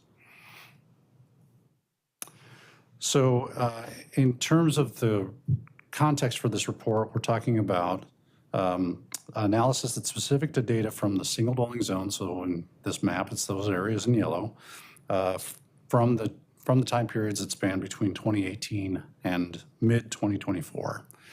So that kind of breaks it out here on the slide. We had the period before RIP was prior to July 2021.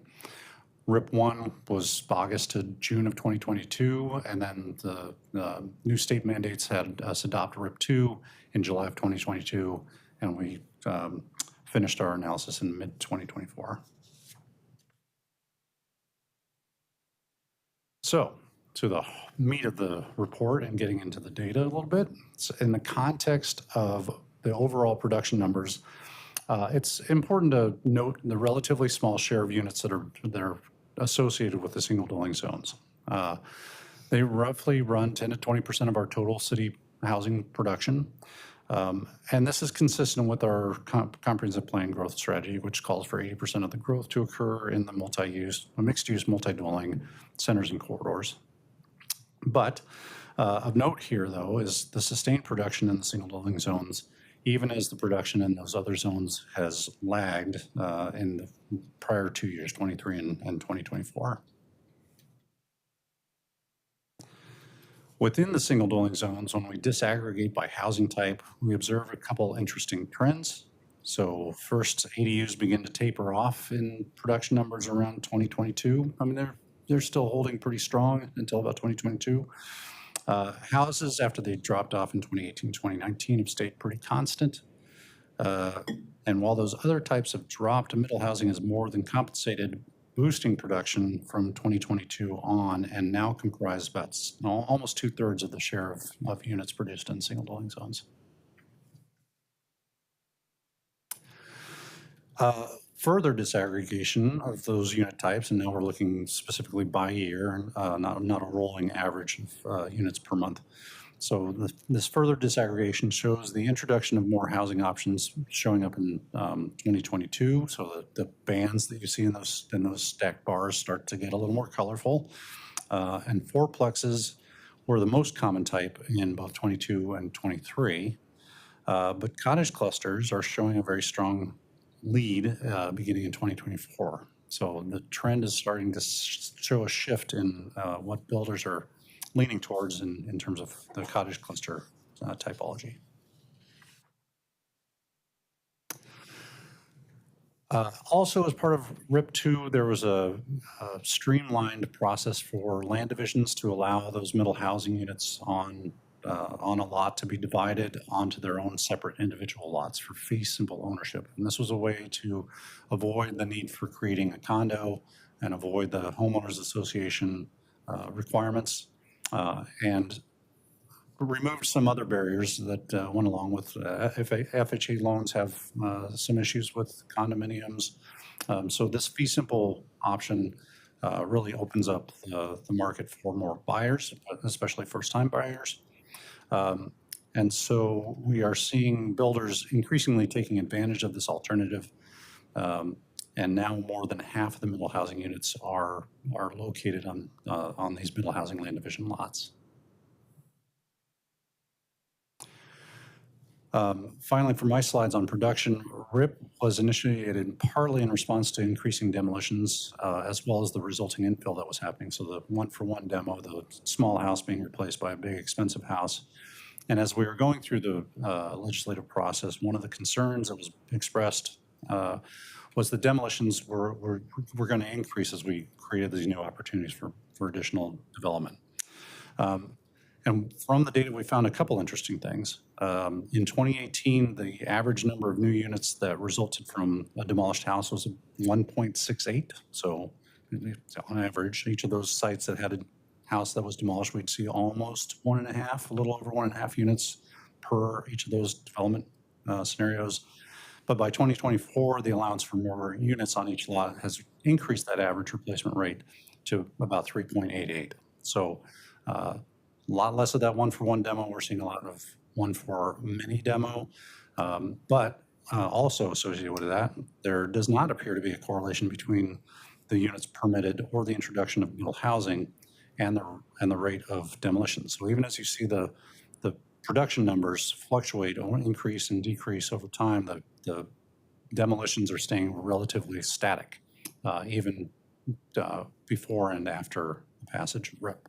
So that's really promising news. I'll pass it to Julia. Good evening, everyone. So I will move on to speak more about just where all these permits were, or where all these housing units were built. So in terms of new production in specifically single dwelling zones, which is what's being shown in the maps. So on the left, you see a map that's showing the production in those zones before the adoption of RIP. And what we see is a spread that's fairly even across the inner neighborhoods west of I-205. So we see clusters in Concordia, Boise and Elliott in the Northeast Portland neighborhoods, and then Woodstock in the Southeast Portland neighborhoods. We also see a bit of a concentration in the Powell, Hearst, Gilbert, and East Portland area. On the right is showing production after RIP's adoption, which shows a lot of the same trends, with the exception of less activity in East Side neighborhoods like Richmond, Sunnyside, and Montefiore, which you see circled in red. We also saw less production in that East Powell, Hearst, Gilbert neighborhood as well. We also looked at middle housing production, specifically middle housing production relative to lot density. What we see is in the inner neighborhoods, not surprisingly, we did see a spike in units per 1,000 lots, so about 3 to 4 middle housing units permitted for every 1,000 lots. Starting in 2023, you see that spike pretty dramatically on the graph on the left. While the eastern and western neighborhoods saw relatively less production in total numbers based on the previous maps, we do see a significant increase in middle housing on a per lot basis. So we know that eastern neighborhoods do have larger lots or larger lot patterns. And so you can see that looking at it on a per lot basis, it does show that there is quite a spike in terms of the amount of middle housing units being produced in those neighborhoods. And even the western neighborhoods, you could say on the per lot permitting activity actually did increase by 5 to 10 times after RIP adoption. So there is definitely a difference there. So moving on, switching gears a little to speak more on the product type. So for this, for these next 3 slides, we're actually going to be focusing only on development that was permitted between August 1st, 2022 to July 31st, 2023. The reason why is because to get this type of data, we actually had to manually review a bunch of plan sets that were produced in that year. So trying to scrape all that data is tedious.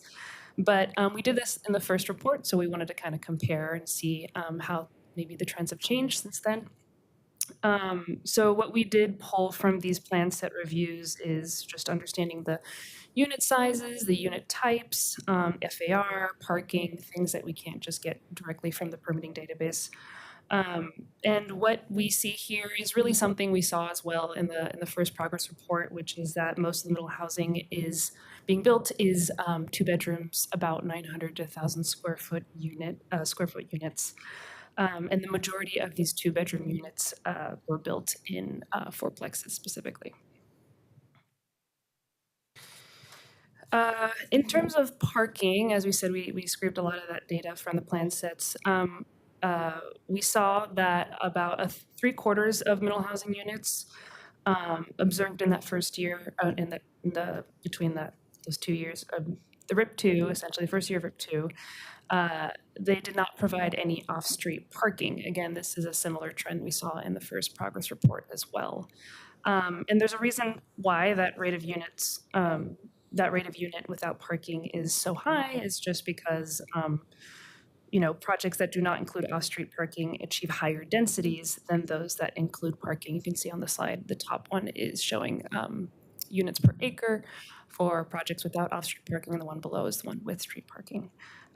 So that just means that developers can add more units per lot when they don't include off-street parking on the property. So we're going to move on to these final slides are all going to be on cost, housing prices, housing costs. This was kind of a new piece to the progress report, and an exciting piece only because in the first progress report, RIP wasn't really old enough to be able to pull enough housing cost data to see trends. So it's been long enough at this point, and we were able to associate a lot of the permit data with housing sales. Unfortunately, we said at the beginning we weren't really able to look at rental data, given that it is limited in how we can procure a large rental data set. So we won't be talking about rentals, but we were able to look at home prices of these new middle housing units. So the first big finding is really the drop in price of market rate middle housing units when you compare it to, one, the price of middle housing types before RIP, so those are mostly duplexes, townhomes, and then when you compare it to prices of new single dwelling houses that are being built. And you can see in 2024 in this graph that a new middle housing unit averages at about $615,000, whereas a new detached house unit averages at $916,000, which is a $300,000 difference, which is a pretty big jump. So that was one of the most stark findings we saw in the first parts of this analysis. It is important to understand that this price difference is really largely due to RIP allowing requiring smaller middle housing units. That's probably the biggest factor. We did look in the report, which we don't have the slide today, but in the report it shows how the price per square foot is higher for smaller middle housing units than it is for single dwelling detached units in most cases. In terms of, So we also looked at the impact of RIP when it comes to units sold under Portland's Housing Bureau's affordable homeownership programs. So those include, as Morgan already mentioned, the System Development Charges Exemption Program and the Home Buyer Opportunity Limited Tax Exemption Program, HOLTE. So we looked at both of those and how that impacted prices for those types of homes. And we found that RIP has also lowered those home prices for those income qualified buyers, selling at an average of the middle housing types, selling at an average of $350,000, at least in most recent data in 2024. We also asked our consultants to break down these prices by type, specifically of the different types of middle housing. So what this graph is showing you is on the bottom x-axis is just the amount, the count of units, and on the y-axis on the left is just showing the close price of those units, so the price at which they sold. And at the top, you can see all the different types of units. And so what you see here is that sales prices for newly built single detached houses tend to be considerably higher than sale prices for middle housing units. You can see that trend pretty well illustrated in these graphs. What this graph also highlights is that the occurrence of different types of units sold that you can see that a lot of the middle housing units that were sold were actually units sold to income qualified home buyers. Fourplexes in this case were the most common product types to use those Portland Housing Bureau programs. And so you see those much lower in the graphs, given that they were sold at a more affordable price point. So here's the data again, presented a little differently. What we wanted to show with this graph, so just to explain the graph, the bottom shows the square footage, so how big those units are compared to the price they sold for, and we're just looking at houses in middle housing, houses on the left, middle housing on the right. And what these graphs are just trying to show is that middle housing units, with the help of PHB's programs, is offering a lower price point that has been missing in Portland's new housing production in single dwelling zones. You can see that being illustrated by the red circle. So it's just to show that there is this missing niche that that middle housing in conjunction with PHB's programs, although some of the new market rates did also fall within that range, are providing these more affordable housing types in single dwelling zones, which was a goal of this program. Two more findings here. Just wanted to show how PHB's program does play an important role in making sure that these new middle housing units are affordable. And it's promising to see these graphs. So these graphs just show the applications, the number of applications for the Pulte and for the SDC exemptions units. And we can see how clearly and significantly there's a spike in those applications post-RIP. And the participation generally has just increased dramatically since RIP. In 2022, you see that the majority of the sales met affordability and income requirements, which just means they sold to households at a more affordable price point. The gray bars you see in this graph just show units that haven't sold yet, so we don't quite know yet if they did sell at lower price points, but the volume of them is a promising trend. And for the final graph, which is kind of the busiest one, so I'm going to try to explain it a little more, because it does tell a very interesting story given some of the challenging financing environment we've had in the last couple of years with interest rates increasing. So if we look at the 2024 bar that's highlighted in yellow for the house category, what that's just saying is that to afford the average price of a new house in 2024, which was $916,000, you would have to make a household income of $233,000 to be able to afford and not be cost burdened by your mortgage. So that's essentially what every single bar is trying to tell you. You need this amount of income to afford that mortgage. And so ultimately what this graph is telling us is that as interest rates went up between 2021 and 2024, middle housing, particularly triplexes and fourplex, played a key role in providing more affordable options for consumers. You can see the light blue bars on the right, the $116,000 household income. To purchase the average price of a Plex in 2024, you can afford that on 116,000 household income, which is in between that 100 to 120 MFI for Portland. So just to make the final argument that these types of units are trying to help increase opportunities for homebuyers, even in a challenging home buying environment. And that's the final slide. So we'll just open up for questions. Thank you so much. And I finished my cookie just in time to ask a question. I was trying to time it perfectly. I'm wondering, do we have, I know you don't have the rents cost data, but do we have data on the percentage of rental units created and then home ownership?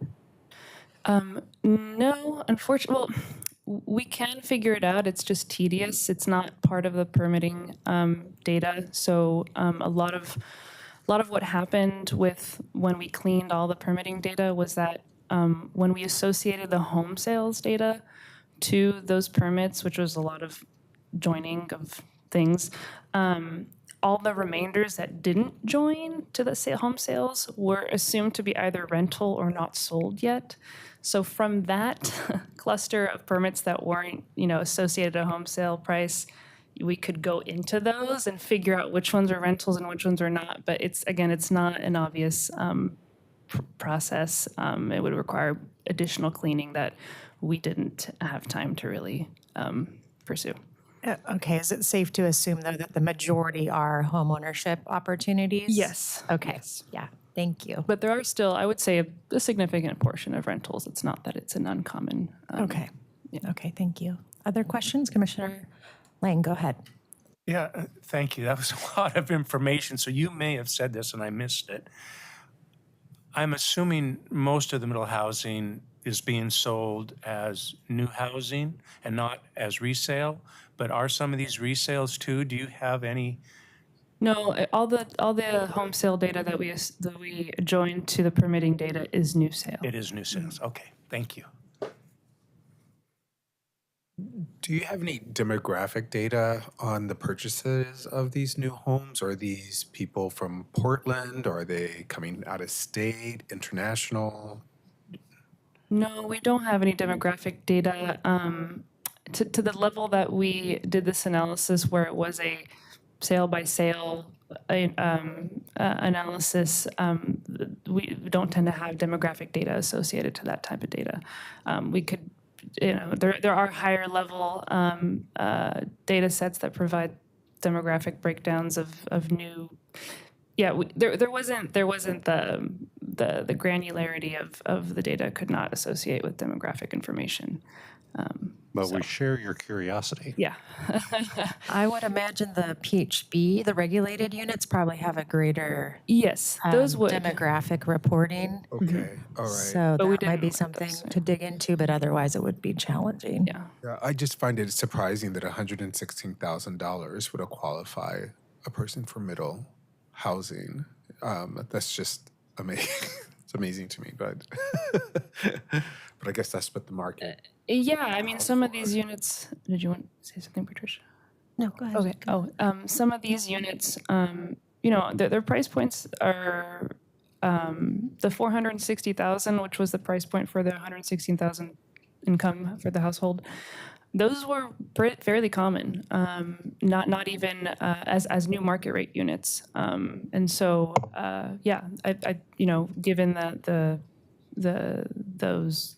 those units were coming out that price point, it just came out that those household incomes could afford for those units. That's fascinating data. Thank you. I had a follow up, and I'm guessing it's just a curiosity in this moment, similarly, but because Black home ownership rates, for example, I want to say it has been dismal since 2008, and so I'm just curious how we reverse that trend and how RIP can be part of that.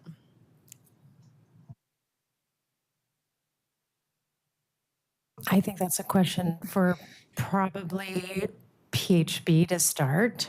Commissioner Routh. Again, I think that's where we could get more information about demographics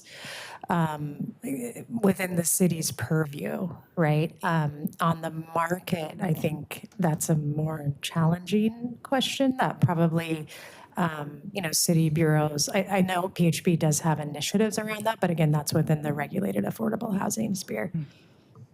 Go ahead, Commissioner Spivak.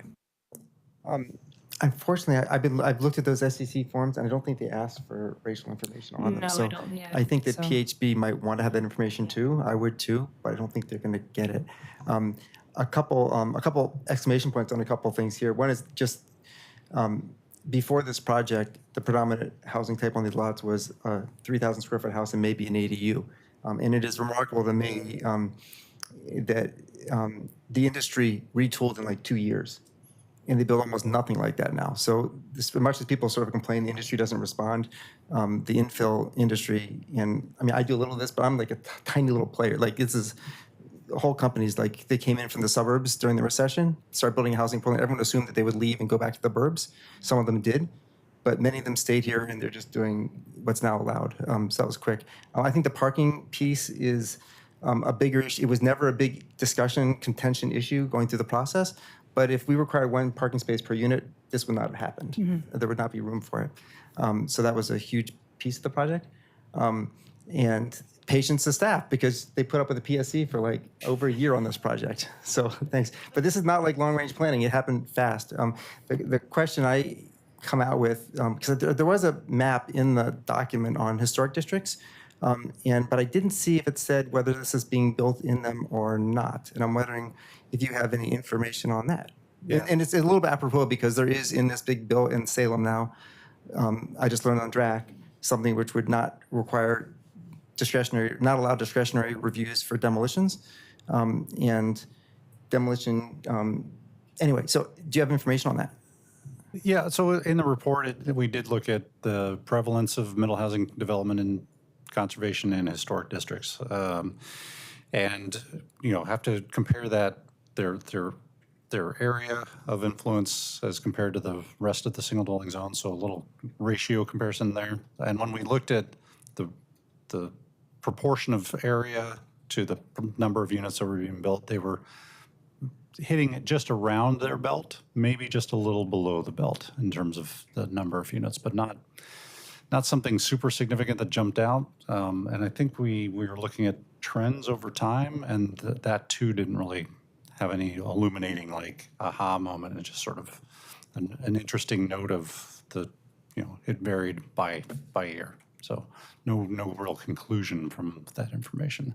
I think teasing those apart a little bit, we have different flavors of historic districts. Conservation districts are subject to standards. We have local protected historic districts, which have historic resource review, and then the national districts, which just have demolition review.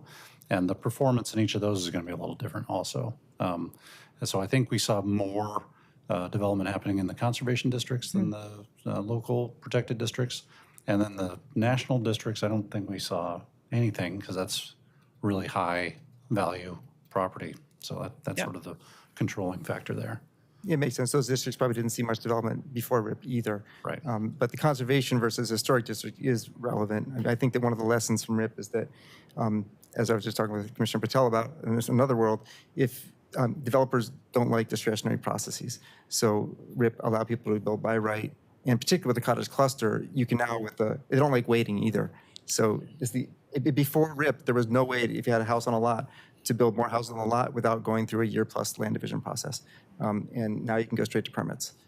So I think that's consistent with the trend of developers don't like waiting and they don't like discretionary processes. Yeah. Vice Chair Thompson, go ahead. Morgan and Julie, are you all presenting this to City Council? We haven't been invited yet. Yeah, my goodness. There's so many good things to share. We did distribute, I'm sorry, Patricia Defender for the record, we did distribute this report fairly widely. And I think that maybe in time, there's a lot of different the council is just getting their bearings on a lot of different issues. So I don't think this has risen up as something, that they've specifically asked for a briefing on. I'm sure that particularly with the committees, that there will be an opportunity at some point in the future to provide this information and other types of, other briefings at the committees, the Housing and Houseless Committee, for example. But that has not happened yet, so.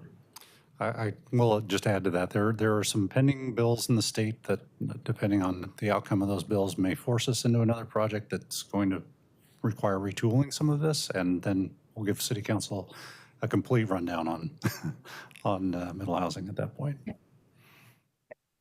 Yeah, there's a lot to celebrate here. I mean, it's been a tough few years on the housing production side, and I was kind of floored when I saw like the consistency of the middle housing numbers throughout that period. Yeah, you can like find everybody I'm sure has their own favorite statistic. One that jumped out to me was that I think it was like 50% of the housing permits before RIP were for single family detached units, and now it's only 20%. It's like, oh my God, that's like kind of mind blowing. Yeah. But I guess where I'm going with this is, what is the next big thing? This clearly unlocked a whole market and brought online units that we desperately need. And I know that there are some potentially really impactful proposals out there, and one of them, I think the Central East Side, what was meant by that, Patricia, on the look ahead, was the idea of the 4 floors and corner stores that Portland Neighbors and others have been espousing, and you're nodding. So I'm just considering where we're at still with housing. I'm curious to understand more about the prioritization of some of these projects and how we move forward, and the value in having really strong diversity of approach and flexibility of zoning to allow that to carry us when market conditions don't favor one thing or another. And yeah, I'll just stop there. Yeah, thank you for the question, Patricia Diefendorfer, again, for the record. Just, I think you already sort of answered your question, which is the Inner East study that we're doing is kind of the next, I think, foray into trying to identify other opportunities to create more opportunities for multi-dwelling housing, right? So I think you saw in that one of the graphics that was shown, the area of the Inner East that really hasn't seen uptake on the middle housing. And I think that indicates to us that the densities that, or the units per acre, et cetera, that are permissible by the middle housing are not sufficient to sort of invite development in that area. So that's an indicator that the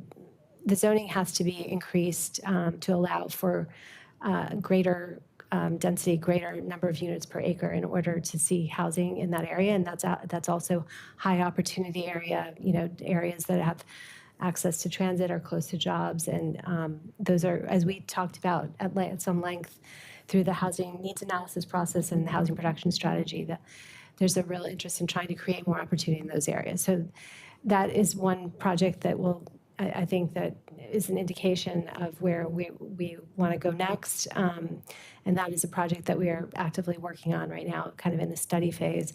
And then the other project that I mentioned, the housing bonus project. So there's an effort to kind of look at the bonus and incentive system that we have for affordable housing and deeper affordability, and just look at, are there ways to calibrate that encourage more units overall and more of the types of units that we're trying to incentivize, right? So whether it's affordable, deeper affordability, and we're also adding in the mix, there's a real need for larger family units and visitable or accessible units. And so we're trying to look at how the bonuses can be structured in such a way to also encourage those housing types. So those are some of the projects that I think are the focus for upcoming work. Yeah, that's great. I mean, that diagram was really striking that showed the red box and like the lack of activity or hotspot in there. And I'm like, that seems like that same region. Just a sidebar, I was a little bit curious about the sixplex and just the lack of those. And I don't know that much about the state bill and what might be required and what sort of like retooling or tweaking is involved. But if there are other opportunities to improve the viability of some of these types, to just what can we learn from this report, to identify where there might be barriers that could be addressed. Well, I wonder if Commissioner Spivak has a few insights to share about the sixplex. It's kind of wonky. The finances don't work without public subsidy. And I think that it could have been implemented in a way that would work if you could vest in. It had to do with the timing of interest rates going up while the project passed. So what you could sell those units for went down. And you can't just do a project wondering what you're going to be able to sell it for, each July that the sale price go down. So it had to do implementation. I think that there's still hope for sixplexes, but that'll have to be looked at. I will use this time to say that I'm sure that there's ways that the bonuses should be adjusted for the, trying to achieve goals and stuff like that. I think that upzoning some of those areas you talked about is more important as a pressing thing to take care of. So I don't get a vote on this, right? But I can at least say, I'm in a commission, that I think that project should happen first. I mean, I think that there will be adjustments to do on bonuses and I've no question that there's some perverse incentives out there and things to rectify. But I think that, having housing in the higher opportunity areas where there's demand for it is really important. Thanks.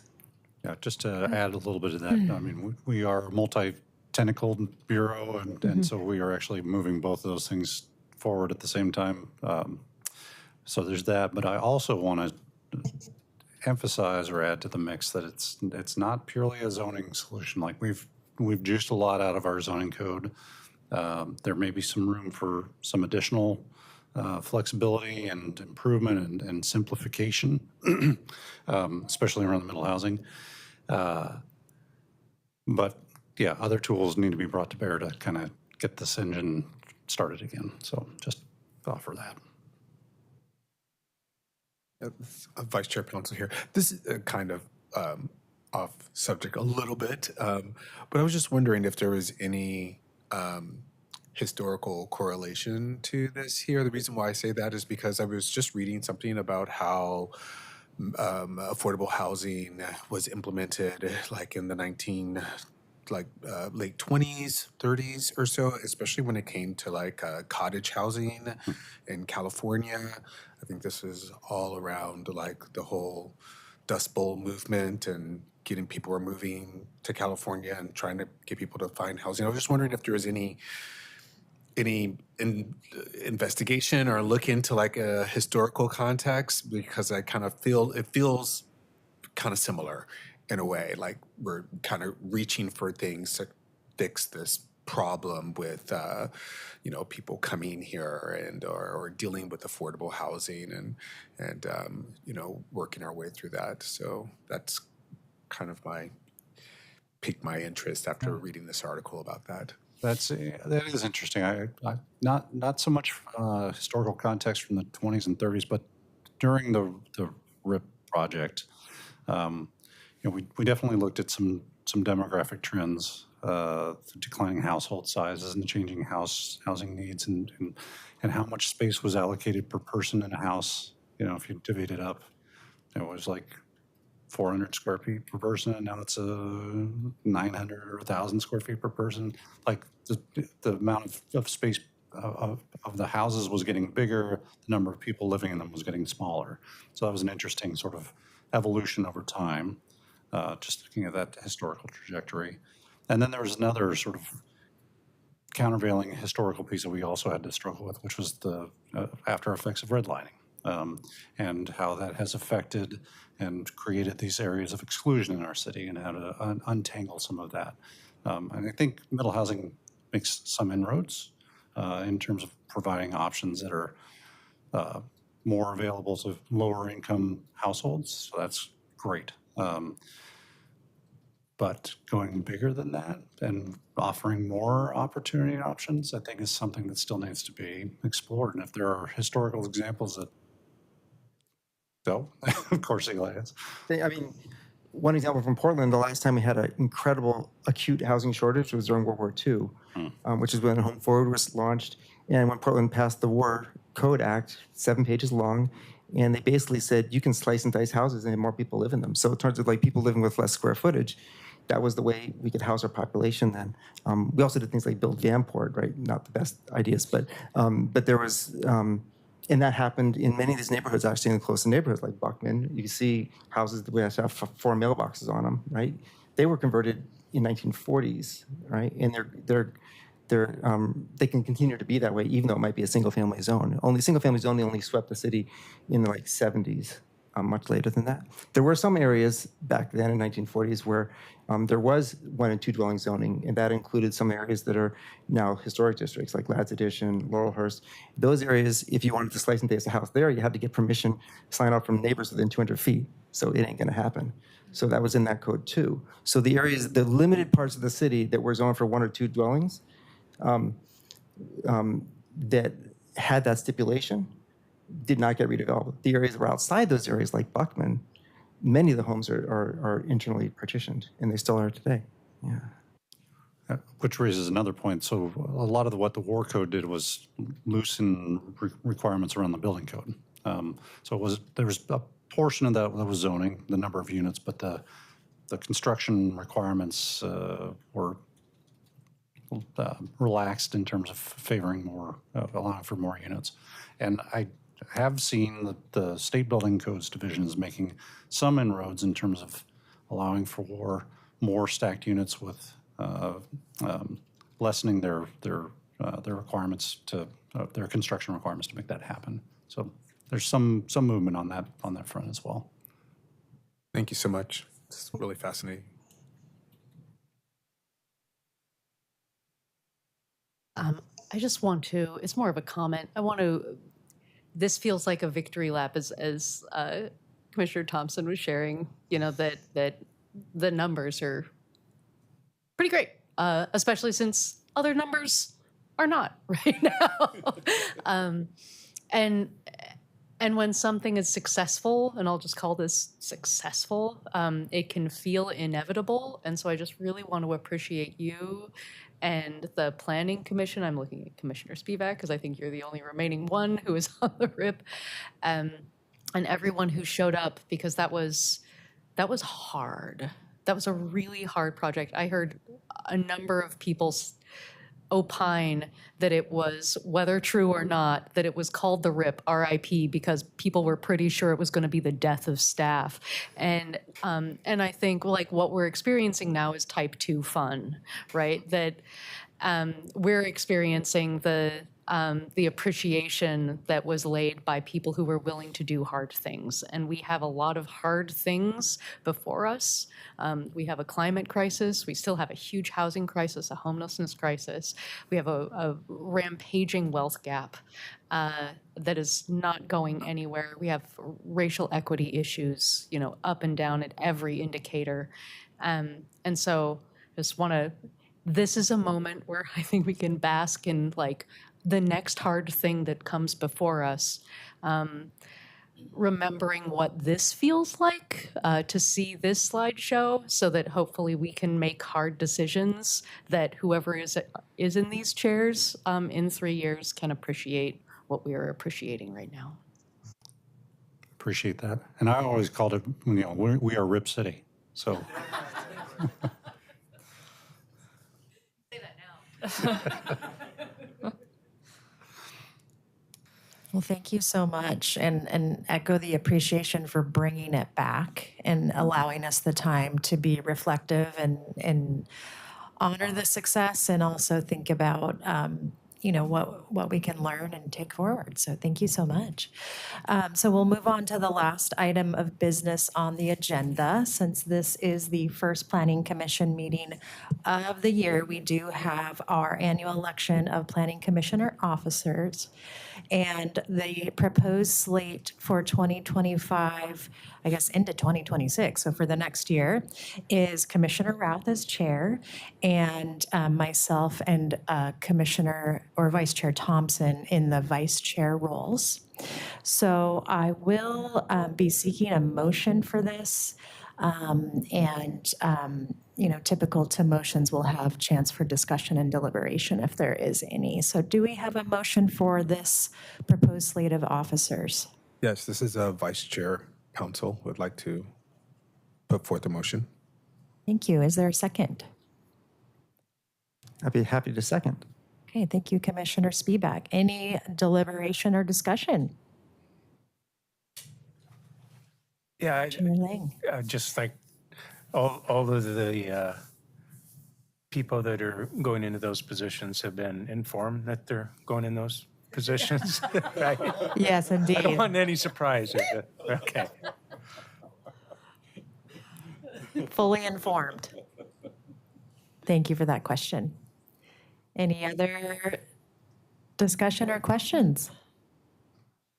Okay, so this one we do a roll. Oh, go ahead. May I just have a moment to just thank you for your leadership as chair over the last 2 years.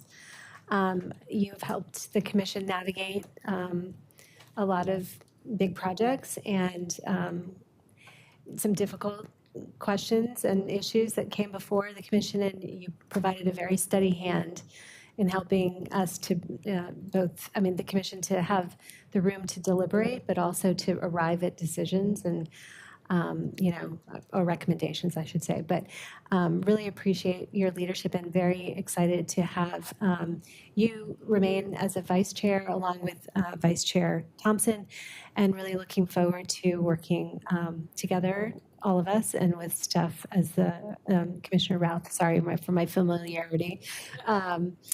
Working with newly appointed Chair Routh. Thank you. Thank you so much. And I will add, it's been a pleasure and an honor, and you all have made it so easy for me to have the chair role. So thank you all. And I think with that, we can ask for roll call. All right. Let's see here. So Commissioner Lang. Aye. Commissioner or Chair O'Meara. Aye. Commissioner Patel. Aye. Commissioner Pouncil. Aye. Commissioner Routh. Aye. Commissioner Spivak. Aye. Commissioner Thompson. Hi. All right. Motion passes. Okay, there's our new slate. Congratulations. And of course, we want to offer, if you have a goodbye song, Commissioner Patel. But not to put you on the spot again. So yeah, we will miss you and thank you. And we will go ahead unless there are additional comments. Can I make one last comment? I'm sorry. I think in my director's report, I apologize. I forgot to mention that we are most likely going to be canceling. We do not have items for the March meetings. So the March meetings will be canceled. The officers' meetings associated with those meetings will also be canceled. But I just wanted to plug that I'm hoping that you're keeping the commission meetings on your calendar so that, you know, they don't fall off, so that when we do have to call a meeting and we do start reconvening, that those appointments are still on your calendar. Please let us know if you're having any issues with your calendar invite or need any assistance from us. Okay. Thank you. I just wanted to say too that I would imagine with this vote, that means that I am no longer vice chair. So, yeah, okay. So, Right, I 12 just more wanted to say minutes. Thanks. It's been great. Thank you for bringing that up, Vice Chair Pouncil, and thank you for your service as Vice Chair. I know I've really enjoyed serving with you as an officer, so thank you. Thank you for your service. apologies for my oversight as well. We thank you so much for your service, and we're happy that you're going to remain with the commission for the duration through June. So And there's a recruitment happening now. Yes. Is that announced? If I forgot, yes. So if people know folks to run for the 5 seats, then spread the word. Yeah. No. So when we formed the new commission, there was staggered terms, right? So 5 of the terms, I guess, were 2-year terms, and 4 were 4-year terms. And so many people are sitting in terms that are 2-year terms. And as you know, and I think described in the email that was sent to alert you to the fact that the announcement was posted yesterday, actually, that anybody who is interested, who's a sitting commissioner now and who's interested in reapplying, you will have to do that application process, but just let us know, and we're happy to guide and assist in any way. But there are 5 seats essentially potentially open, and we are prioritizing the youth commissioner. Yeah.